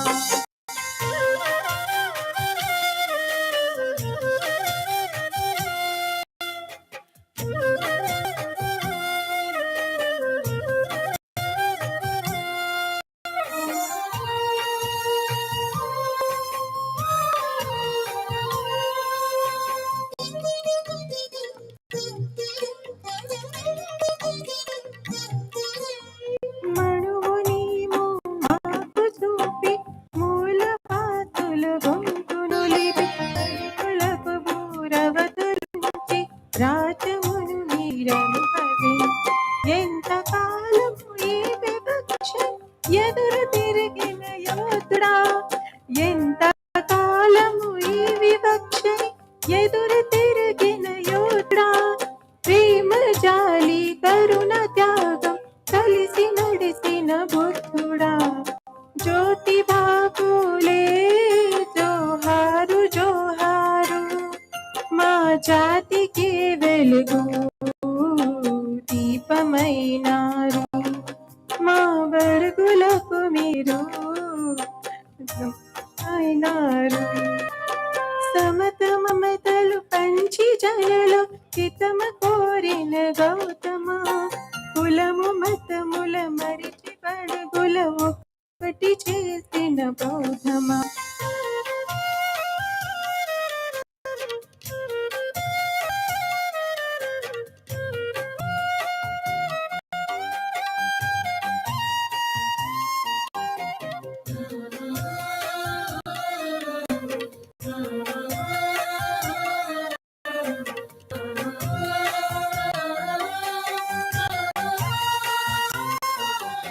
రంగు రంగుల ఇంద్రధనుజే వంగిపోవ సత్యము, నిండియోని నిగనిగలకు నీలి రంగే నిత్యము.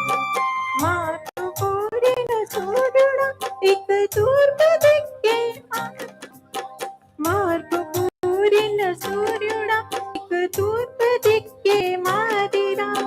బడుగులకు బలహీనులకు ఆరాధ్య దైవం నీవురా. జ్యోతిబా పూలే జోహారు జోహారు, మా జాతికే వెలుగు దీపమైనారు. మా బడుగులకు మీరు బాపువైనారు. సమత మమతలుంచి జనులు హితము కోరిన గౌతమా, కులము మతముల మరిచి పడుగుల ఒకటి చేసిన బౌద్ధమా. Sorry about my voice. I'm feeling very dry in my throat.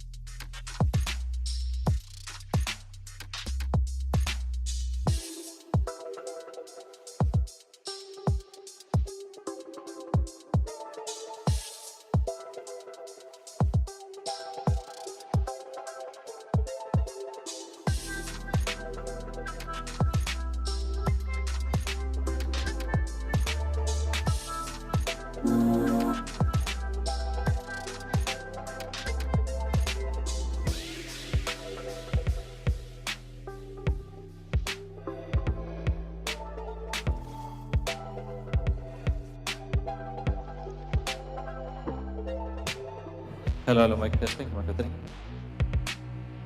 So ఇప్పుడు నేను పాడబోయే పాట ఒకటి ఏంటంటే, సార్ చెప్పిన దాంట్లో ఒకటి 10 కమాండ్స్లలో రీపే అంటే మనం మామూలుగా మనకి తల్లిదండ్రుల నుంచి వచ్చింది, గురువుల నుంచి వచ్చింది కూడా మనం పంచుకున్న జ్ఞానాన్ని మళ్ళీ సమాజంలో అందరికీ కూడా, especially people who is in poverty అనుకుందాము, ఎంపవర్ లేని వాళ్ళు అనుకుందాం, వాళ్ళందరికీ కూడా మనకి సంపాదించినటువంటి జ్ఞానాన్ని వాళ్ళకి అందించి వాళ్ళందరినీ కూడా మనము మనలాగా తయారు చేయాలని చెప్పేసి చెప్పినటువంటి 10 కమాండ్లో సార్ది. ఆ పాట వచ్చేసి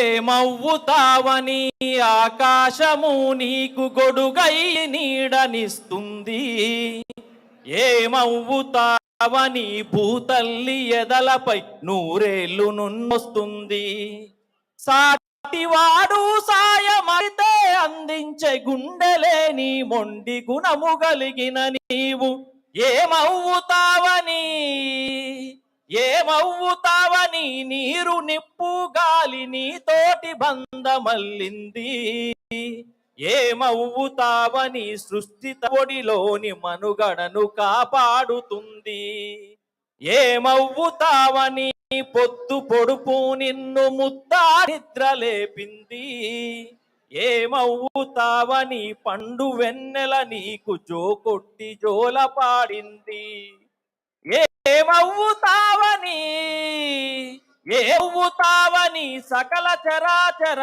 జీవులు నీ తోడుగుంది, ఏమవ్వుతావని ఎన్ని చేసిన నిన్ను తన కడుపులో దాచుకుంది, ఏమవ్వుతావని విశ్వము తన నేలే అధిపతిను చేసింది, ఏమవ్వుతావని జీవకోటికి లేని జ్ఞానాన్ని నీకు ఇచ్చింది, పక్షులు వృక్షాలు పశు జంతు జాతులు పండలు కొండలు నీ బ్రతుకు బంధువులు, ఏమవ్వుతావని, ఏమవ్వుతావని సకల చరాచర జీవులు నీ తోడుగుంది, ఏమవ్వుతావని పంచభూతాలు నీ ప్రాణాల రక్షిస్తూ ఉంది.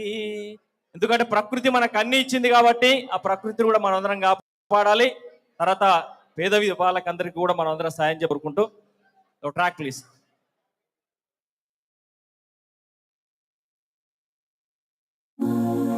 ముసలి తాత ముడత ముఖం మురిసిపోయేనే, గుడిసె పాక గుడ్డి దీపం మెరిసిపోయేనే, అంచబన్నా పక్కనున్న రాములోరి గుల్లో గంట రంగరంగ సంబరంగ మోగేనే,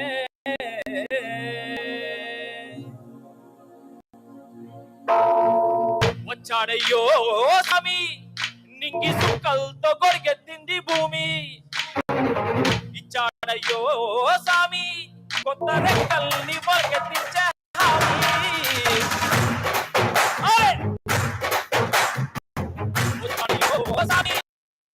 నింగి సుక్కలతో గొరిగెత్తింది భూమి, స్వామి కొత్త రెక్కల్ని మొలకెత్తించే హామీ, కత్తి సుత్తి పలుగు పారా తీయండి మన కష్టం కుంకుమ బొట్టుగా పెట్టండి, ఓ అన్నం పెట్టే పనిముట్లే మన దేవుళ్ళు మన ఆయుధాల పూజలు చేద్దాం పట్టండి,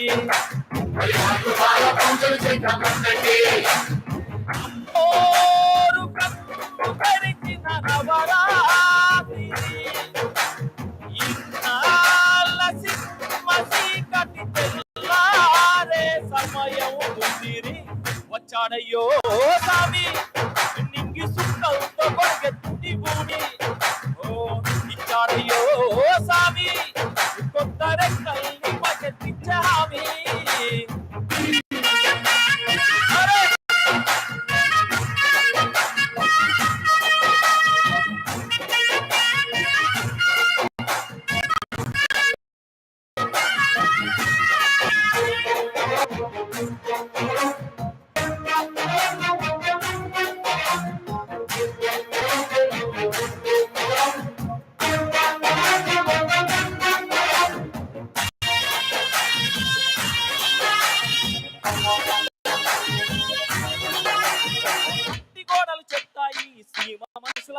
చిత్రాలు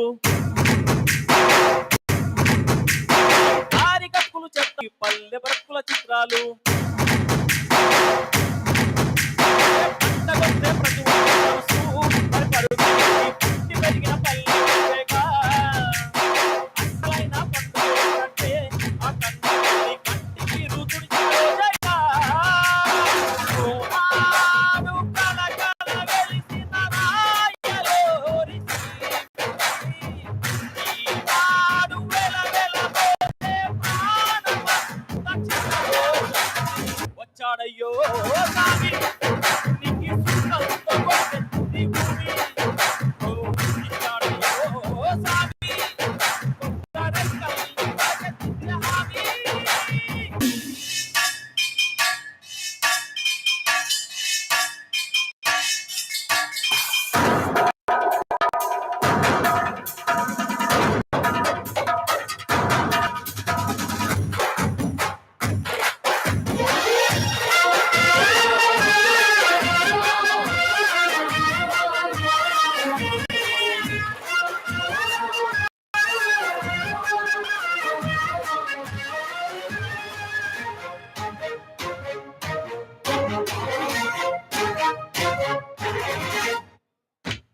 చేతులు నూరారు చేవగలిగిన పనివారు చెమట పట్టు తడిలోన తలుక్కుమంటది ప్రతి ఊరు ఎండగొట్టుకు వెలిగిపోతారు ఈ అందగాళ్ళు మానగల్లుకు మెరిసిపోతారు ఎవరికన్నా తక్కువ ఉంటారు వీళ్ళందరిలాగా బాగా పట్టే హక్కులు ఉన్నోళ్ళు పలుకులు పట్టుకొమ్మలని ఒట్టి చోల పాట పాడగా కళ్ళగిల్లు తలరాతలకు సాయమేదో చేయాలంట వచ్చాడయ్యో సామి నింగి సుఖంతో కొరికెత్తింది భూమి ఓ ఇచ్చాడయ్యో సామి ఈ కొత్త రెక్కల్ని మొలకెత్తించే హామీ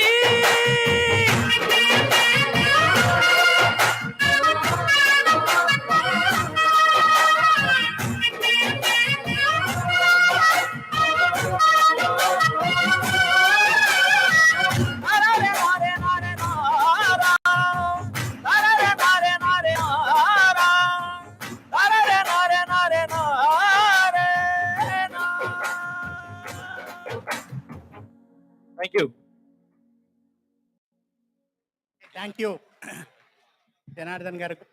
big round of applause for Janardhan garu అండి. So at time vote of thanks. There are so many people helped behind the scenes to conduct this program. I request Raju Tadgiri garu to give vote of thanks.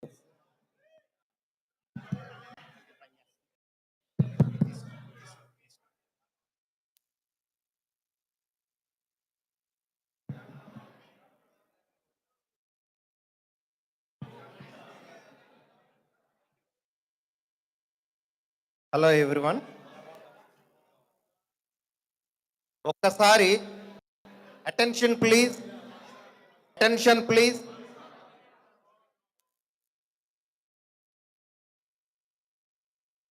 Attention please. Hello hello, okay. I want all of your attention.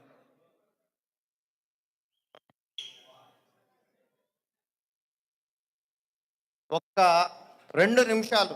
ఇంత event అట్లాంటాలో ఎంతో శ్రమపడి last 2 monthsగా ఈ ఈవెంట్ని ఇక్కడ ఉన్నటువంటి RSP, global RSP members, local team members ఈ ఈవెంట్ని arrange చేశారు.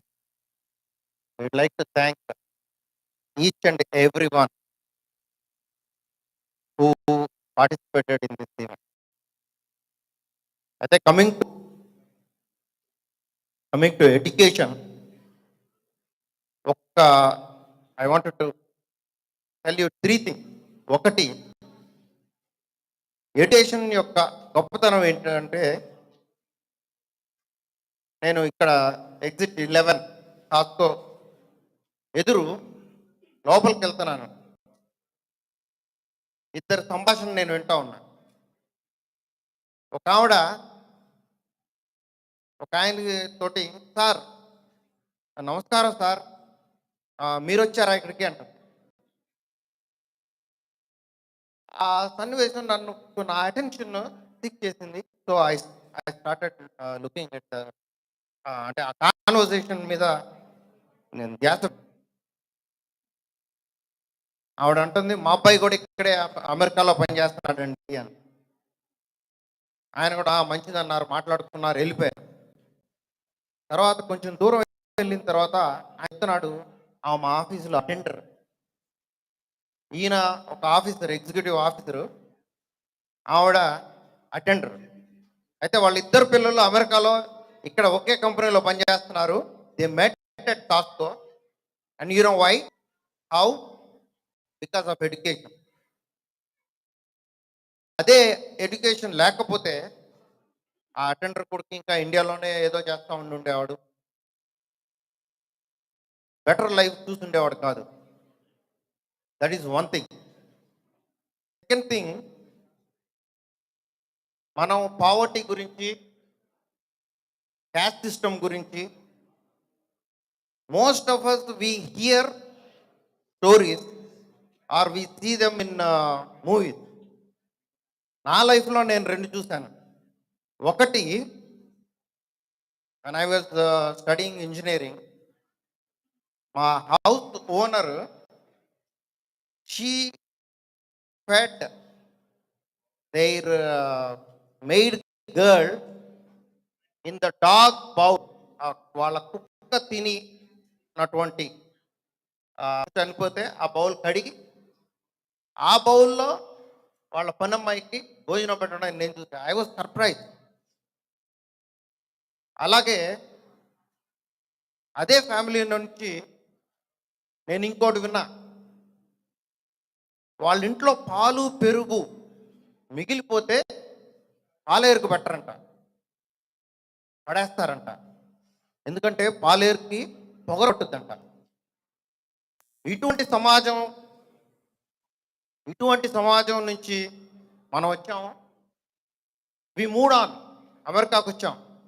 But ఇటువంటి పరిస్థితి నుంచి చేంజ్ తీసుకురావాలంటే we will need somebody. I thank God for humanity. I thank God for creating Ambedkar. I thank God for Dr. RSP. Ambedkar గారి దగ్గర నుంచి ఎందరో బటాన్లు తీసుకొని ఫైనల్ ఆర్ఎస్పి గారు ఆ బటాన్ తీసుకున్నారు. So he's not a politician, but is a leader. So what all we can do today is ఆయన ఆ చేంజ్ని ఇన్స్పైర్ చేసినప్పుడు, when we walk out of this door, think how we can support this man, what we can do. ఒక్కసారి ఆలోచించండి. అదేవిధంగా ఫైనల్గా I'd like to thank everybody of you for joining your hands together in this effort to bring a historic change. I thank all global NRI members, supporters, sponsors, and well-wishers. I thank both the national and local team members for making this event successful. I also thank Purya Chauhan Garu and Uma Garu, as they wanted to encourage the local team by helping them lead the event here.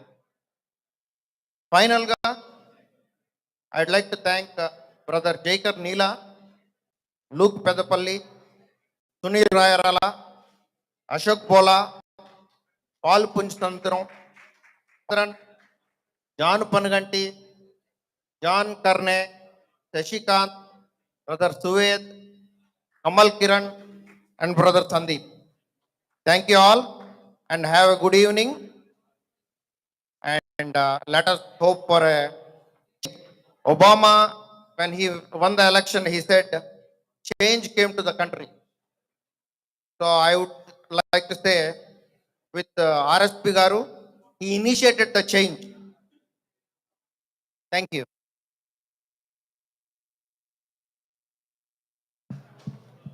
Thank you, Raj Garu. So, I just want, I'm going to trouble you for a few minutes. If you all can please come forward and we'll take